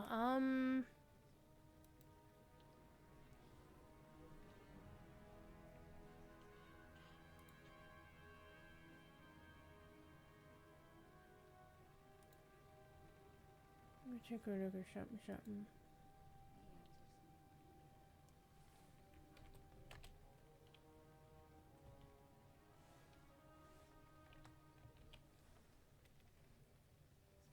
It was actually in the most recent Bull Roar, though, that a whole bunch of bauble skill granting items, since they bind to account, can now be bartered for, even if the character already has the bauble skill. So, I don't know if these are the... Yeah, actually, I think so. Camping chair is one of them. He said the ominous bird call, the quick bird call, the pitch bird call, the long bird call, the camping chair, confusing map, cozy shelter, mysteriously full pipe, exotic cheese, cheese, illuminated lantern, winning crop, prize flower, calming flower pot, fantastic fern, lovely flowers, golden flowers, unlabeled firework, and cozy campfire. They will let you... That was on the most recent Bull Roar that just closed this past week. So, hot. Rep acceleration. Yep, here we go. Also, let me grab these while they're here. Uh-oh. I am virtue capped on all 5 of my primary virtues. So, we'll just let it pick whatever it wants to use. We'll just pick this and let it just go down the list from here. Who cares? Or I could just make it justice, right? And, well, not idealism. Which one is the lowest one? So I never have to worry about this for a while. Idealism? Yeah, idealism. By a small midget over wisdom. Luminaria is back! I'm done! I'm done with the story. We stopped talking about the story. It was a good story. I enjoyed the story. I'm now going to use some rep acceleration tomes. Like I should have done before I started using all these little things that I'm picking up from the wilderness. So it's safe. It's safe for you, my friend. I have completed the thing. Send the rewards off to the appropriate characters. And you can come hang out with us. Alright, innocent. We're hunting for seed pods and ancient relics of Icarbon in order to get the rep tokens out of them. There's a lost Bukuri horsey. There's a lost horsey.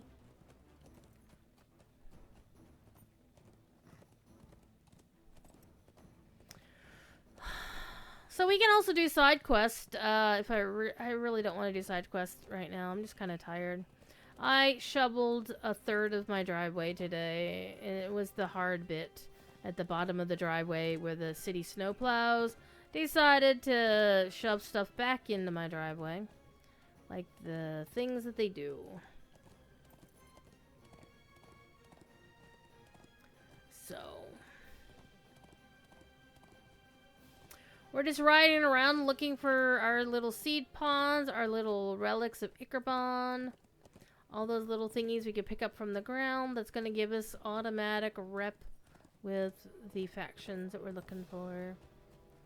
So, of course, worse, when I'm not looking for those little seed pods, they're all over the damn place. When I am looking for them, can't find a damn one of them. Can never find them. Ain't that always the... Yeah, Guarendis.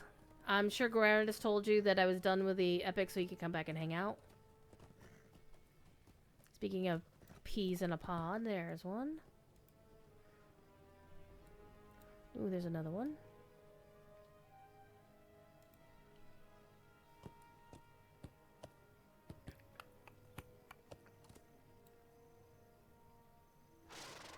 I think there's actually a lot of them, again, around that, the last Legacy of Morgoth, base that you're on before you go into the big battle at the end. Dagor Kalarnthir.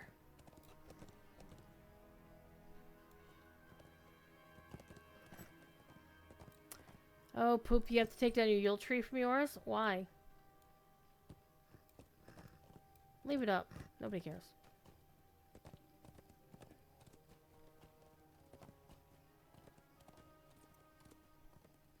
Did I just call you pod people? No, no, no, no, no. I would rate you more like Gelfling rather than pod people. How about that deep cut?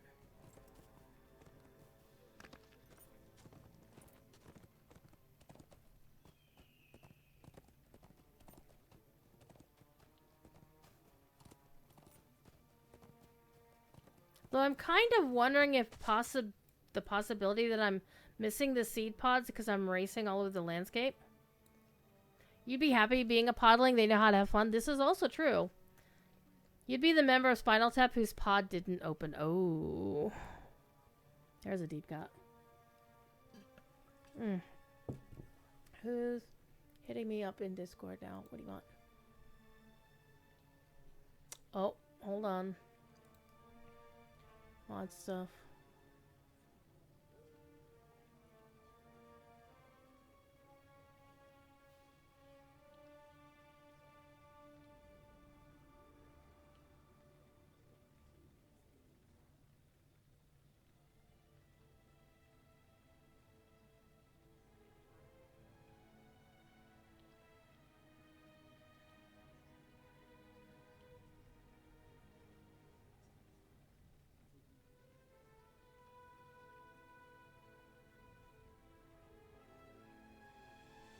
Well, you know what?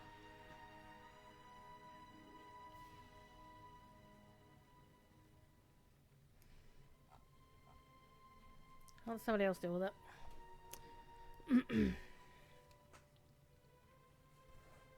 have an armadillo down your trousers just so it balances. Do you know that you two had problems with the lemon mirror ball and were joking about Spinal Tap to each other when stuck inside? Nice. People in the music industry treat that movie like a documentary. Well, you know, it kind of was. I mean, The Wall, in that regard, The Wall is a documentary too. Oh, the mind that was blown when I realized that Bob Hoskins was in that movie.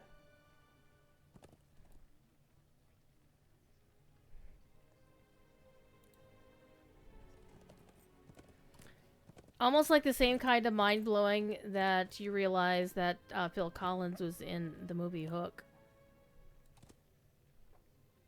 Then again, so was George Lucas and Carrie Fisher, technically.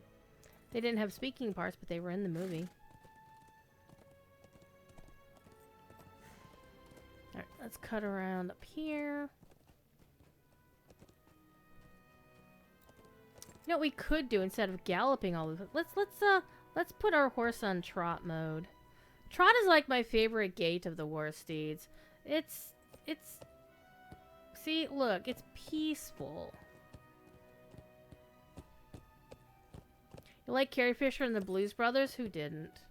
Who didn't like Carrie Fisher and everything that she did? I once called her a firecracker on social media and she liked the tweet.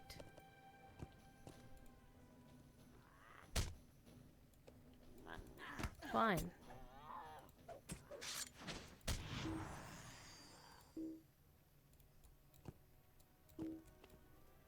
Back up, back up, back up.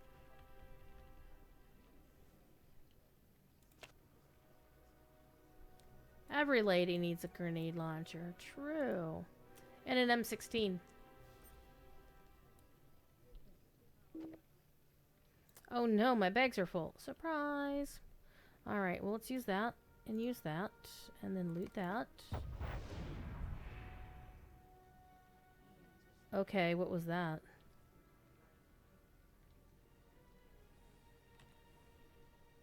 Did I hit the... No.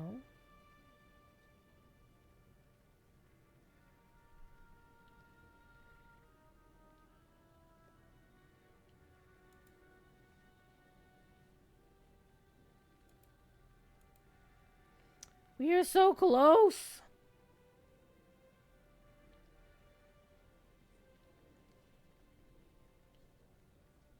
Alright, sell that crap so we can put more stuff in our bags.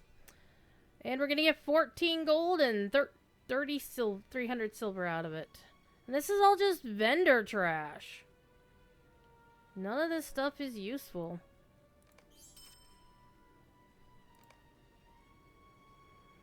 Okay, I'm gonna leave that window up. You have a friend who is in the very behind the scenes part of movies and worked on Return of the Jedi. Nice. Actually was engaged to Peter Mayhew. Oh, okay. There's a whole thing. But at some award ceremony backstage, Carrie urged my friend to steal the coat hangers because they were excellent and made of wood. Okay. Things that I did not know about somebody I've known for 30 plus years. Is the handful of valuable seeds rep stuff? Yes. So, for example, the modest charcoal discovery is a rep item. Substantial charcoal discovery. The bounty of wild seeds are a Druid rep items. The chipped of etchstone is just vendor trash. So you want to keep an eye on the ones that are rep items.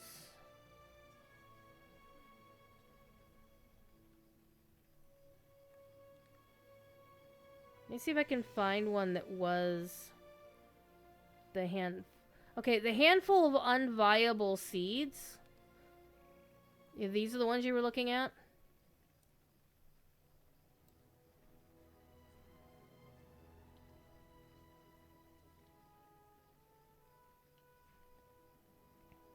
Yeah. They are not rep items. You were afraid they were rep. Yeah, that would have been unfortunate.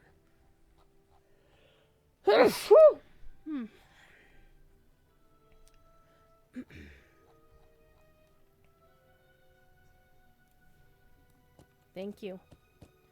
Alright, let's go find just a couple more and we'll get fully completed kindred with the Fitakari.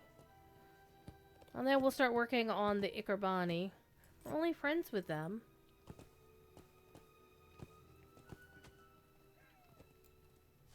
This should do it, actually.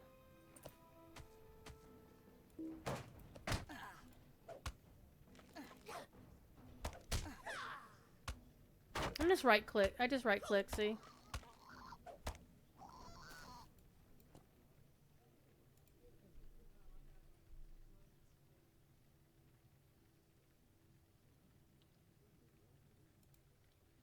Oh, that wasn't enough. One more then. One more!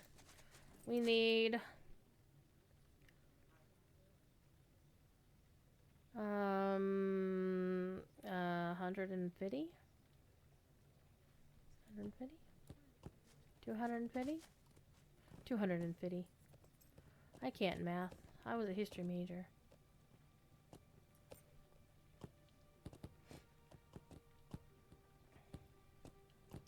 La da da da da. So trot, trot, trot. So one of the downsides of riding a war steed all over creation is the fact that sometimes you're riding too fast and the game can't populate things before you've already passed beyond them. So sometimes that's why I decided to slow down.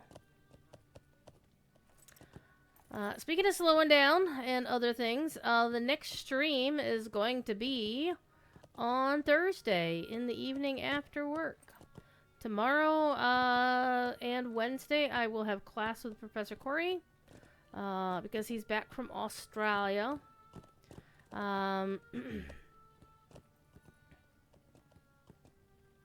So we're going to have fun. I will probably actually be playing World of Warcraft tomorrow night. Because it's not a game I really enjoy necessarily streaming. And y'all don't enjoy watching it. Because more of y'all show up when I'm streaming Lotra or DDO. For reasons. And I do want to keep playing them for the content creator shenanigans. So this stream will be packaged up and put on my YouTube channel. If there's any particular moment that you think would be worthy of like a short, like a clip style thing that I could turn into a YouTube short, let me know. I have to note that Cordovan was 100% correct when he mentioned that YouTube shorts are the way to go. Because I posted one the other night. It was a clip I took off of Lotro stream where I took my one hunter and yeeted her off the pier like you do in Minas Tirith. And she didn't bounce off of anything. It was all air. Massive hang time. And she landed without dying. And so I took that and used the Twitch clipping ability to make a portrait version of that. And put it up on YouTube at like 2 in the morning. 2 in the damn morning. And like 10 minutes later, it had 430 some odd views. And I didn't promote it on any social media either. Alright. This should be it. Hey, I'm respected! Ooh, I get housing decos. Standing with the Fetikari, go visit one of their assistants until Parian's Gate, Iridir, Jerush, or Mach. To claim a well-earned gift. And I get 5 Lotra points for that. Well, let's go. Let's speed back up. Back to galloping. Visit Mashem at Telperian's Gate to claim your gift, or visit a Tail Warden at Iridir, Jerush, or Urmach. Well, we're right. Oh, I want to grab another one. Oh, this is for the Yadurid anyway, so we do want to grab it. We're gonna get presents.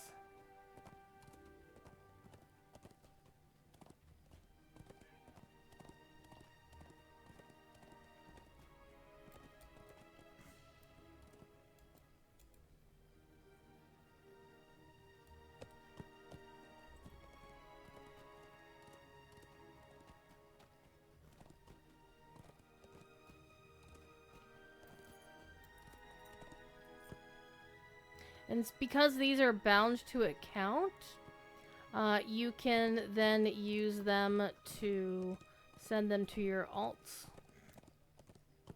Which is very nice. Mashem! My friend! How you doing? What news has come in? So do with I the want a time? small Hamati stable, a large Hamati stable, or an Ambaruli stable? Oh, man.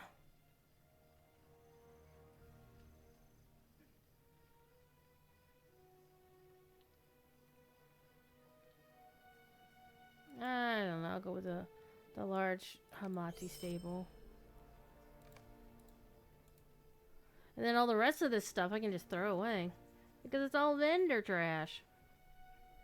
Vendor trash, vendor trash. Dun, dun, dun, dun, dun, dun, dun. How much money am I going to get? 7.5 gold.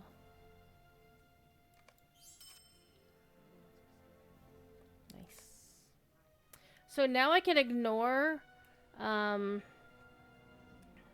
I can't get any more with them. Nice.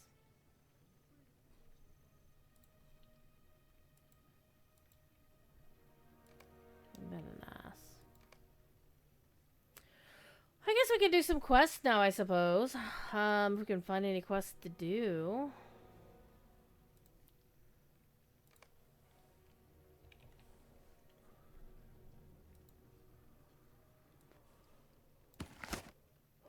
I don't know why I'm hungry. I had a pile of fish sticks for supper.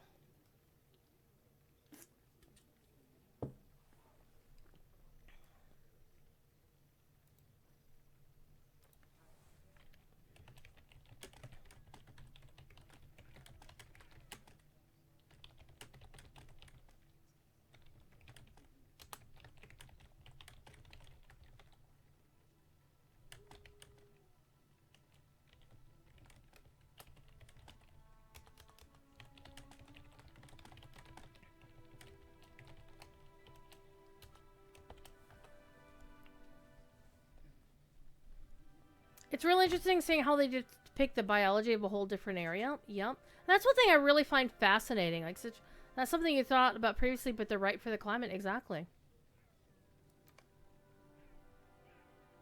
They know what they're doing. I do kind of want to hit 159 tonight, which means I can't do low-level quests for that.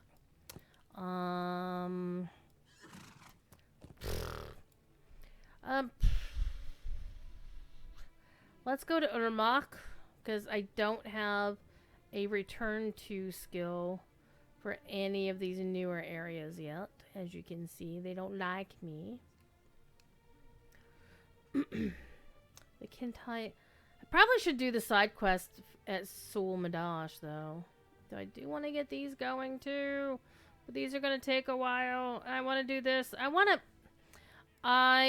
to go back and get all of these to... This is the one I really want. Though I understand they put in some stuff, some additional quests to make this easier. Do some mushrooms? No, missions? Oh, missions? I see. Meh.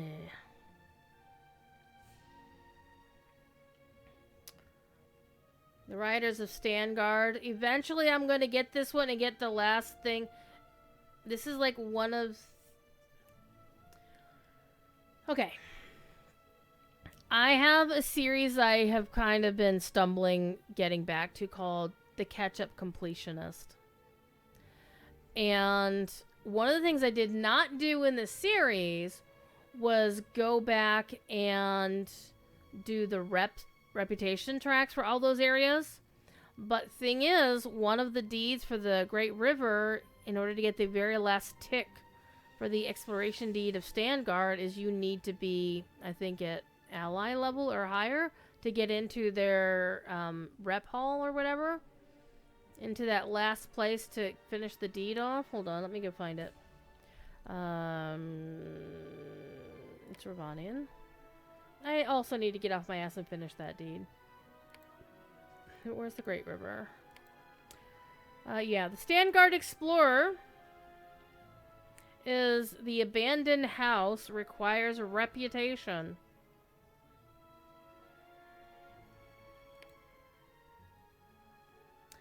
And so I've done all of the stuff in, I've done all the stuff in Eriador. Except, I did the Wildwood, but I don't think I've completed the Angle yet. I don't think I've done the stuff in the Angle. But I've done all the other stuff. And I'm not doing the Delving, deeds. They don't count because they don't really belong under Cardolan and Swanfleet, to be quite honest, in the deed tracker.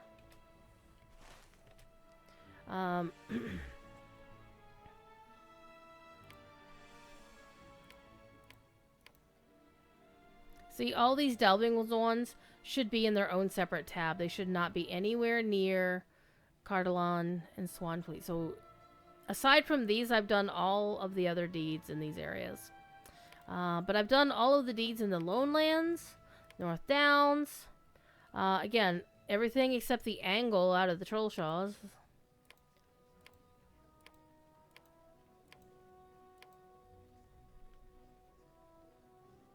So I do want to get back to that.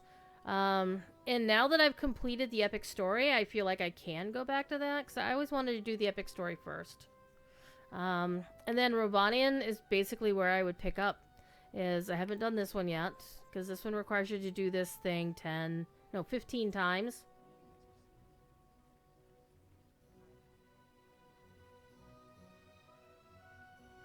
Because there's 5 of these, and it's 3 for each. Speaking of things that I do not like about the game, that's one of them. It's annoying. I hate it. I've done all the deeds in Moria.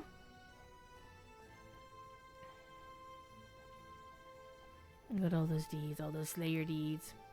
Southern Mirkwood. Did all of those.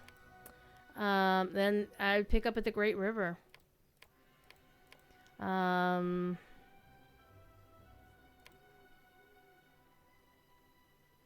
Seeking Iron Veins? Oh.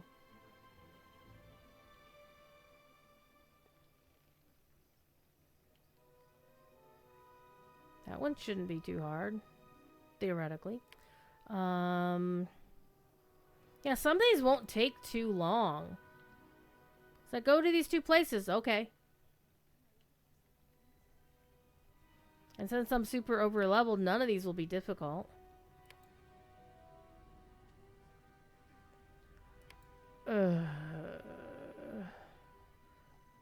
Though missions are kind of boring.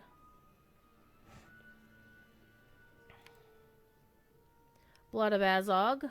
I really need to do that.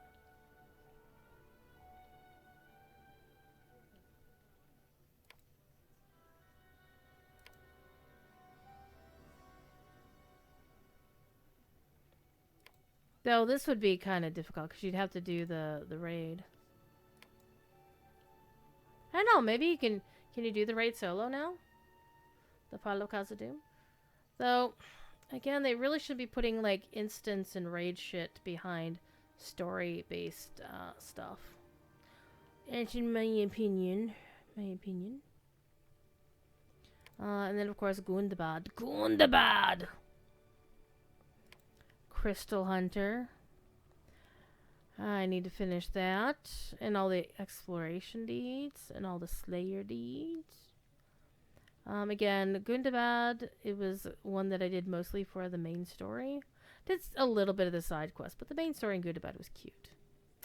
And again, more missions. Missions and delving should have their own separate tab.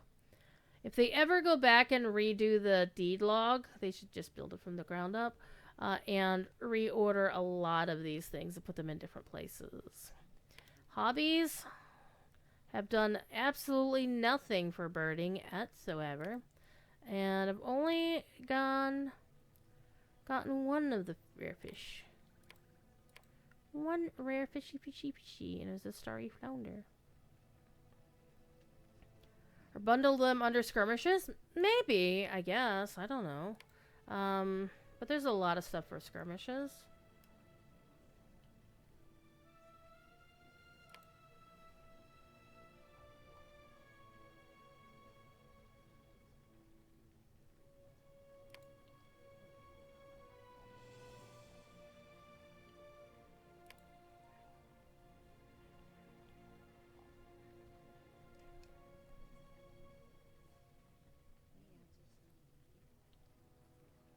Champion of the Halls of Night. Oh man, you get an emote for this? Hell yeah, I should go do that. Not right now though. Alright, what should we do? I'm dithering now. We're at 2.5 hours. Let's go get my level. And let's not do it through missions. Sorry, Luinori. Like if they had additional tabs under the skirmish for the delving mission. Well, with the ill-fated revamp of the deed log, they wouldn't have needed tabs. They would do away with tabs entirely. So, yeah, let's go to Ermach, because I can ride to where I need to go from there.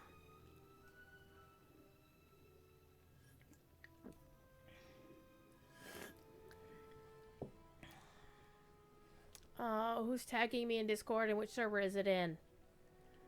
The Dingo d'Amelio one. Hi. Who's tagging me?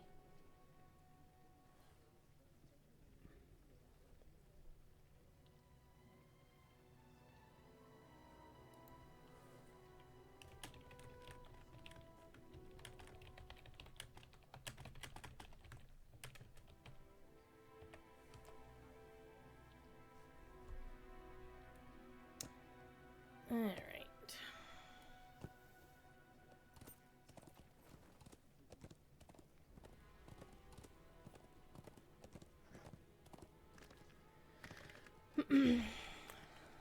Just a little pro tip. If somebody posts something and uses a spoiler tag, don't reply to it and reveal the name. I used a spoiler tag for a reason. Because I wanted to talk about a place that I had seen that's new content. Very new content. A dwarf named Kegster? Oh, that's an amazing name. But yeah, I didn't really want to mention the name publicly. Other than, you know, put it under a spoiler tag.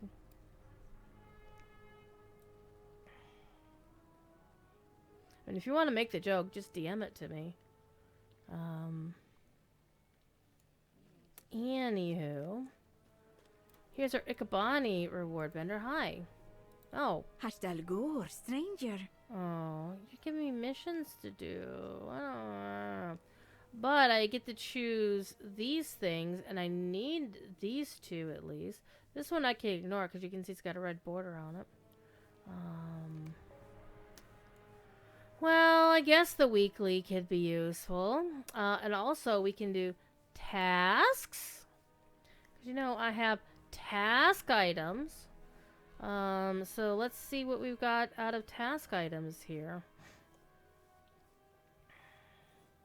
Speaking of the Great River in Dunland, there's a whole pile of things. Mojala stuff, Great River stuff. Because I did want to save the Great River stuff to be able to grind the rep there without having to grind the rep there. Okay, so all this other stuff is Great River or Mojala. So let's go see what's in my task item bag. It's also Mojala. Oh, hold. I'll go back to you in a minute. Alright. Let's make this over here. Okay, leathered sword sheath. Do we have any of those? We have 36 of those, so let's go do this thing here. And then turn it in. We'll do this one 3 times.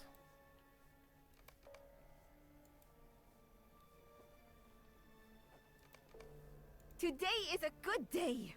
It is a good day. Thank you for acknowledging that.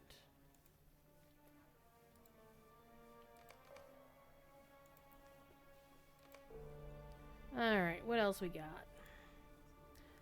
Notched axes. We have tons of those. In the order of 403, in fact.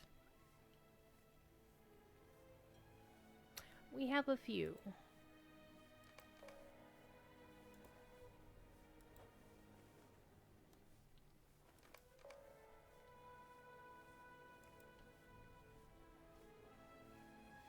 Oh. Okay. What about sand-baked hide? Yep, we got that.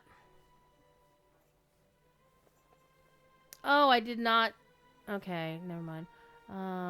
Hold on.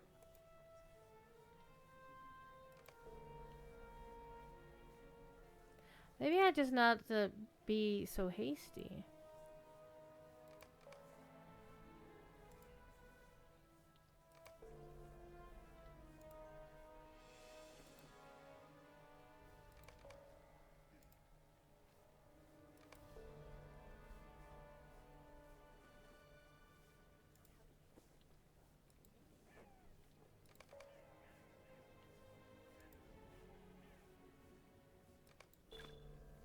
And I've done all of the tasks I can do today. Okay, where did that put my reputation with the Ikerbani?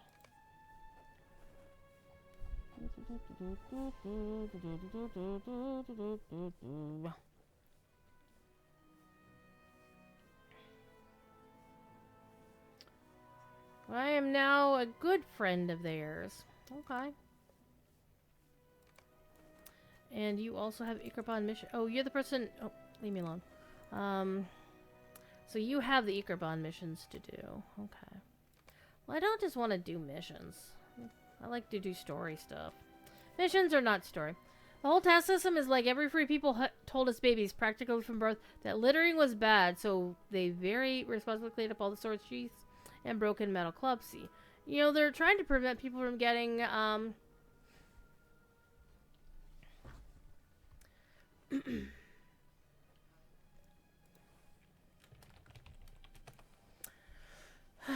trying to get away from people getting tetanus all the damn time. You know? That's a thing.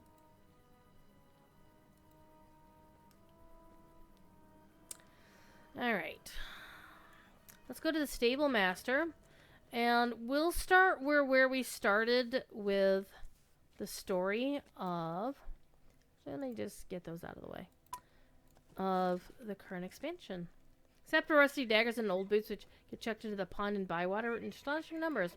This valley belongs to the Shagani, and no one else. I always go to this guy because this is where I expect the stable master to be. Every freaking time I go to that guy. Hastal Gur, stranger. Okay. We're going to go to Livarth to start with, because I think that was the first town we went into.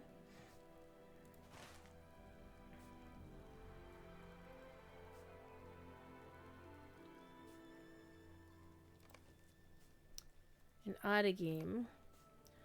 The first place we were was in Livarth, yeah.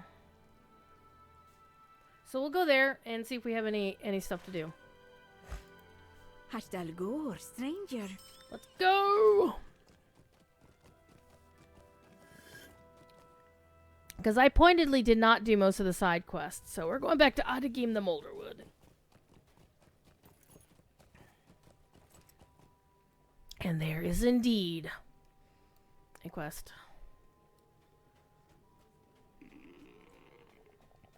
So this is the place where we discovered Kuridwan's ship destroying technology, which is really, really cool. Greetings. I am Talbira, and this grove is Livart. Welcome. You guys seem familiar with that game. I'm not, because I didn't stay long. This could be quite dangerous. Please allow me to tell you more. Please tell me more. So we can ding 159 here in just a few seconds. How can I help? Okay, while traveling through the marsh, you've seen yourself the rot has consumed the forest of Adagim, as it been known in this time the Molderwood. This rot is known as the Pale Blight. You may have seen how it affected some of the lands of the west. So while the Kintai here are doing everything we can to fight back against this infection, but our efforts seem to be a losing battle. This used to be a beautiful and green land until years ago when the Orchai invaded and cracked the earth with the din of stone. That unleashed a pestilence that killed the trees, poisoned our waters, caused the fungal growths to appear everywhere. He's but a moment. May nature's blessings find you. So much pain, they can be difficult to recall. We're doing what we can. People abandoned. Okay. This is basically exposition. It's not giving me anything to do.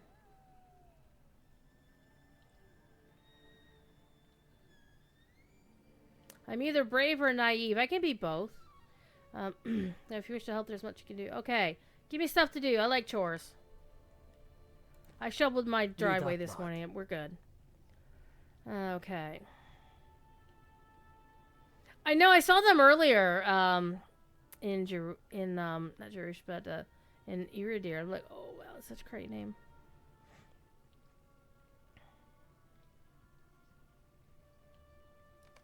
Livart has not been safe from the Pale Blight. Okay, help inspecting the trees of the grove for signs of rot. Must be cleansed early to prevent it from... Okay. Let's go inspect some trees.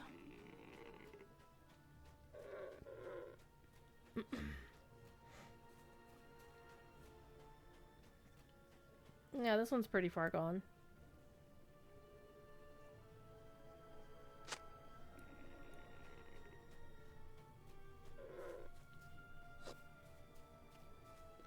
Though I have to say, a lot of Otagame reminds me of landscapes you find just random ass planets in No Man's Sky. If only they could walk without rhythm. Am I gonna do the PvE stuff with the new content drop? Yup.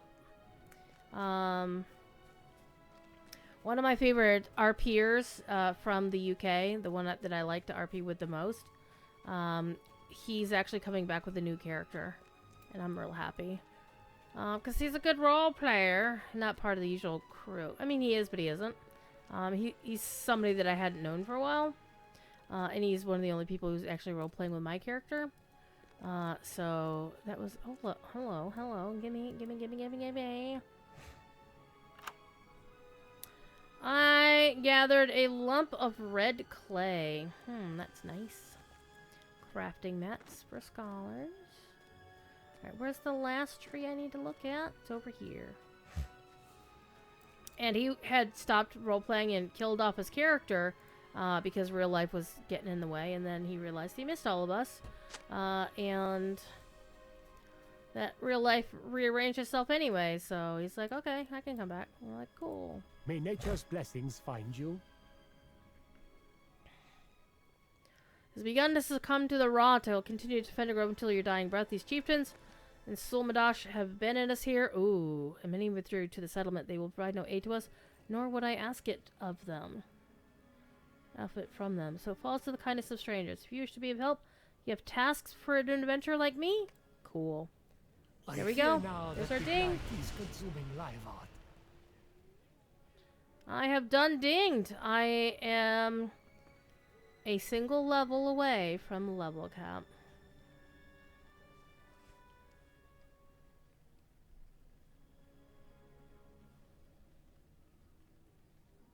Okay. And now suddenly I've got tons of quests to do. There are creatures in the marsh that appear to resist the blight. The earth here grows sicker with each passing day. These are chores as opposed to story. Some supplies from outside of the grove. I mean, they're basically. I have spotted orcs to this out. Okay, kick some orc ass. I can do that. Get a new earring. I can do that too. Actually, that vitality and crit rating looks really nice to take over the earring of the Oasis Sentinel. I mean, I do, although I will lose the might and the crit rating on it. I don't know. Where orcs will soon fear to tread. One other thing I wanted to do since we were here is I wanted to go up here. I'm gonna go take a look at the weird gate from this direction.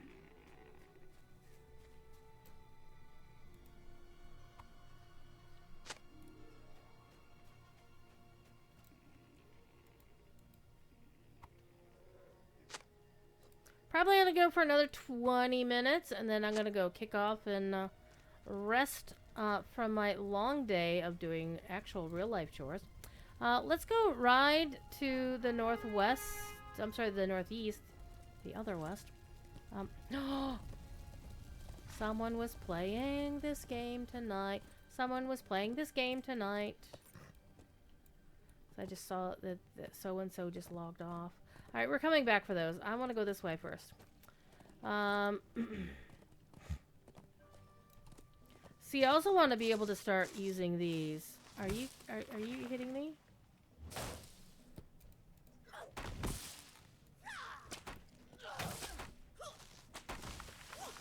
Oh, I can open that.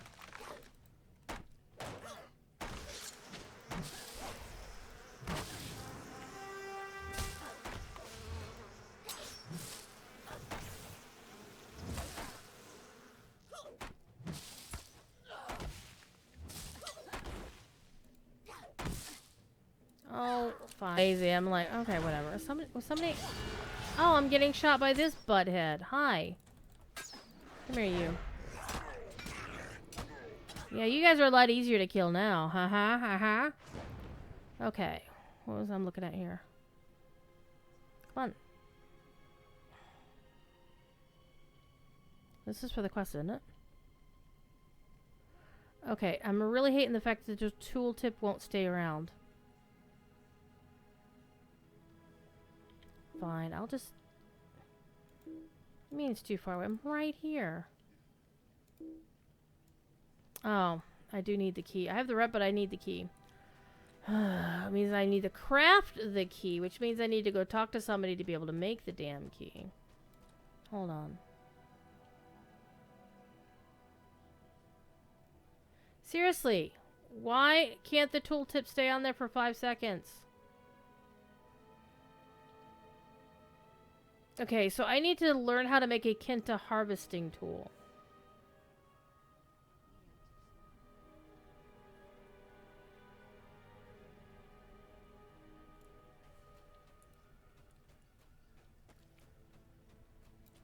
Maybe I should go to Zul'Madash. Let me first of all, before I deal with this mess, I said I was going to go... I want to go to the Weir Gate on this side. And then we'll just swing over to Zul'Madash. So we're gonna ride... can we ride around? Probably not.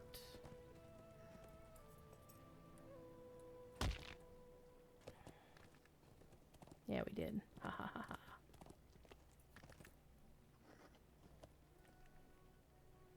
Remember when Scenario was first showing this off on the Kingdoms of Harad preview stream? And everyone was like, oh my god!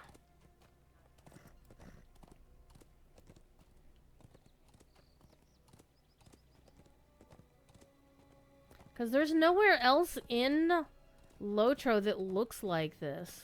By far. Alright, we're gonna go down to the water. The Reekwood. What a lovely name. Alright. Oop, there's spooters here. Wait, is this the... Hold on. Let me tag... No, you're not it. For a second there, I remember there was a place that was going to be like...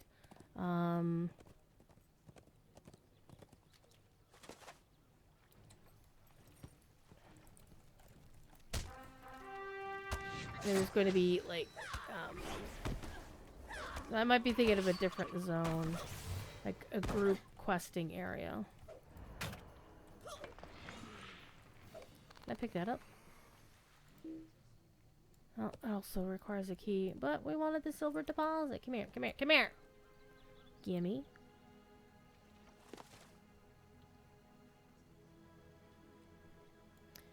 Was that the story where he finally called a blighted spider Cordyceps Joe? I think that might have been.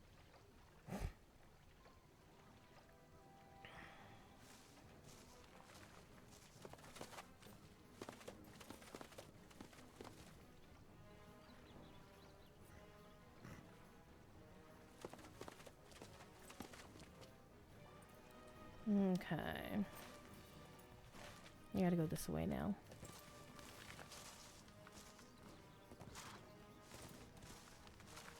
And you thought Huorns in the Northern Lands were bad enough. But no. The game has to come out with even worse ones.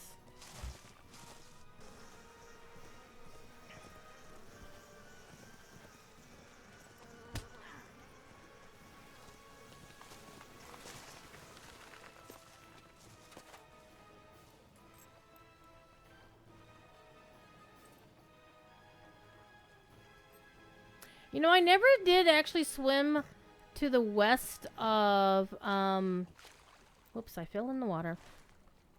But we're almost where I wanted to go anyway, so it's fine. To the east of the Fearwater map.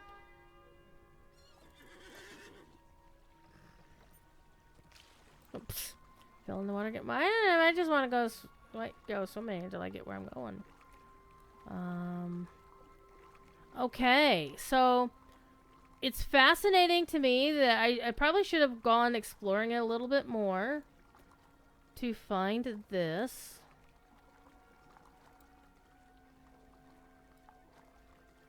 I don't remember. Did he actually show off the fear water on the stream? I think he didn't because it has, you know, major epic story. Oh, you can't. Oh. See, you need to put something in the way. This invisible wall thing bites. I'm not a fan. Not a fan scenario.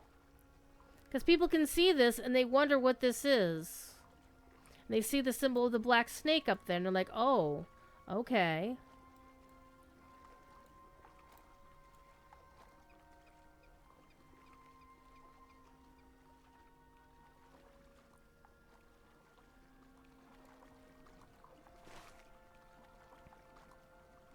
Well, I'm going to go down to Zolmadash, I think.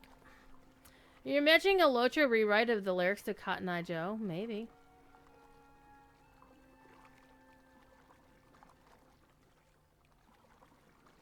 You can if you want to.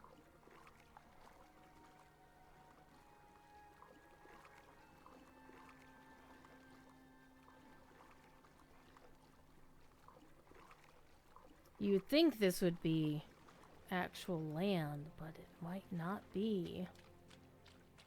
I mean, this is kind of like what I imagine the Dead Marshes to kind of look like in my mind's eye. That this would feel more like what the Dead Marshes should look like.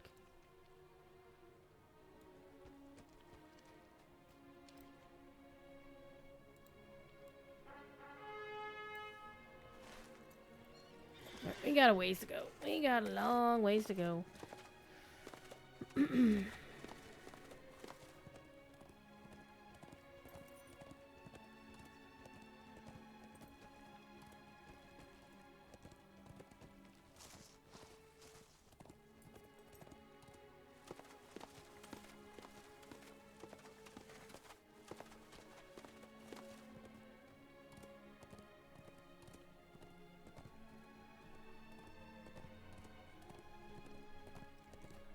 The Downs of Farad Shota.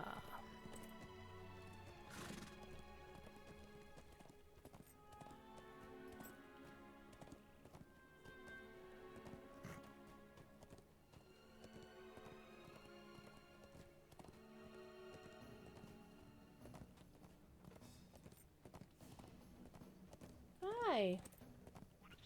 I have discovered Thalat Tear. Hi, Skittish. Hi, Mama Cat. What are y'all doing? My kitty cats are doing weird things now.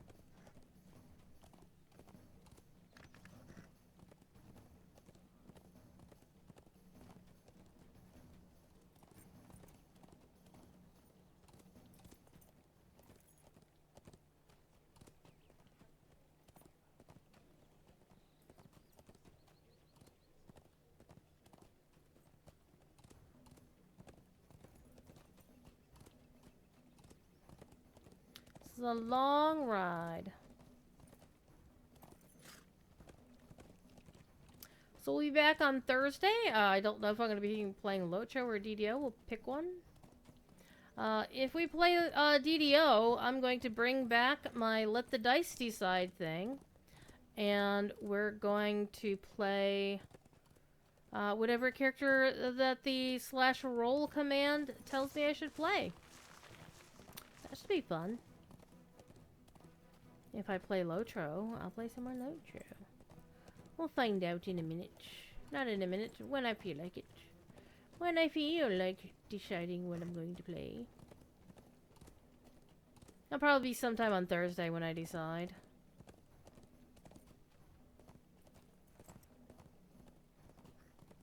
What I might wind up doing is play DDO Thursday night, because on Friday, I'll have my Lotro stream right after, well, okay, not after Court of the Rings anymore. But basically at 1 o'clock, I'll pop on and do my Lotro stream. And then I'll take a little bit of a break. And then I will come back and play some more Lotro later that evening. Again, I won't be streaming Saturday night. Because unfortunately, well, not unfortunately, I get paid for it. I'll be working for Corey. And this is not a place to be. Alright. Everybody's chasing me. Everybody's chasing me. Need to get up where the elves are. I want to be where the elves are. Sung old Sam Gamgee. Alright. We're getting there. We're getting there. There's something under there? No, just fireflies or whatever. Alright, we're in town. We're in town. Let's go find... Let's go see if we can find where the mission... I'm sorry, not the mission people. The rep people are to my left. Looks like they might be over here. No? No? Maybe?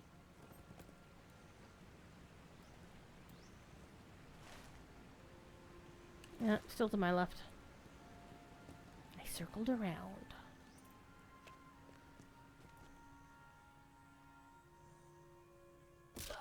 Okay, I didn't remember that that was a thing. Okay, here we go. There's the mission person. There's some bounties we can do. And... okay, you. Hi. Death Mat. Oh.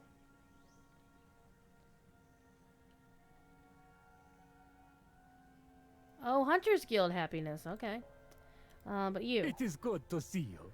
Alright, so I need to get... not that. Is it bind on acquire? Bind to account on acquire. Oh, I need to get my battle lore. So I should probably start buying these and handing them over to my alts.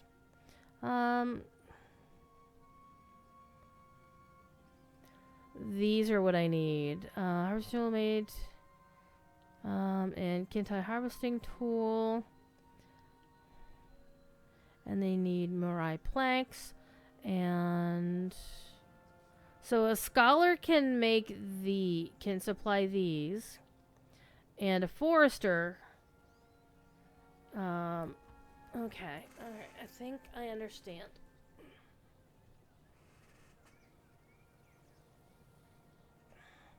Muscles and tendons are acting up now. Okay.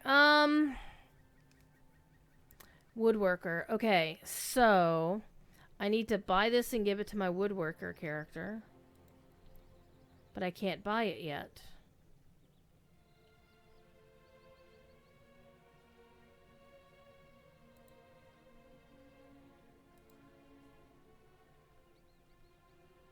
You have to be acquaintance before you can even get the tool to get the things to continue.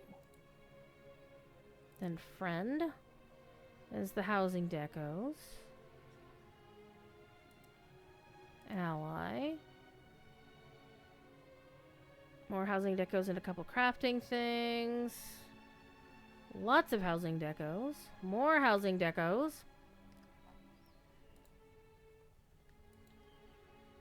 Now this is horse hockey. It even says requires neutral standing. This is clearly a bug. This has been a bug. I remember people mentioning it in the official Discord. That's hot. Okay, I can understand why this is Kindred, but this needs to be. It even says this is clear. They need to fix that on Wednesday.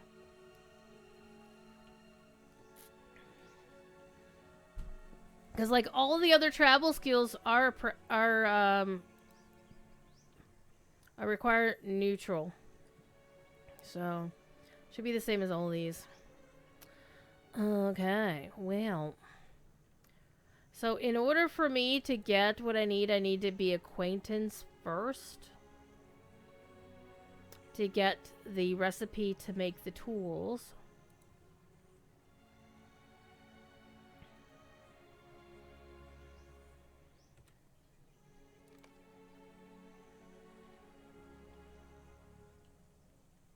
Yeah, that's gonna take a while. Anyhow, It's a few minutes early. I think we can cut loose a little early. I do want to... My voice is starting to go. Hey, it's Kitty! Hi, Kitty. I'm gonna hug Kitty.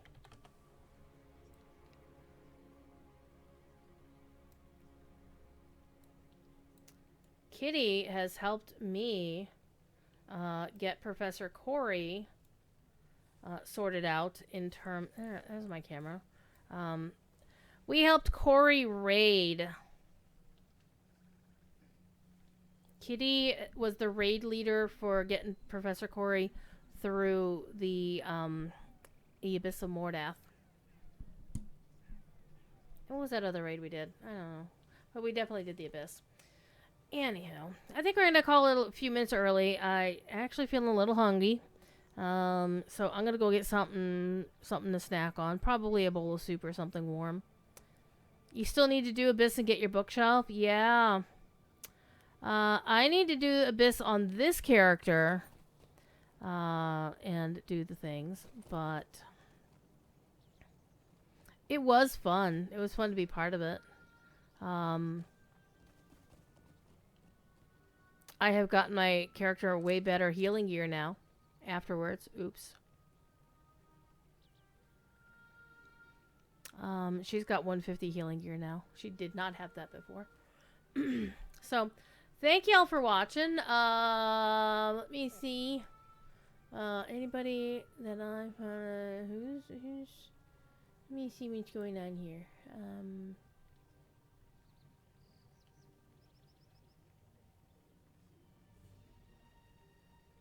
There's some folks streaming Locho right now. So if you want, you can go to the Locho category in Twitch. Find somebody you want to watch and go bother them. Or go watch them or go to bed. Do what you want to do. Go play some more Locho. Play some DDO. Go cause some trouble in your daily life.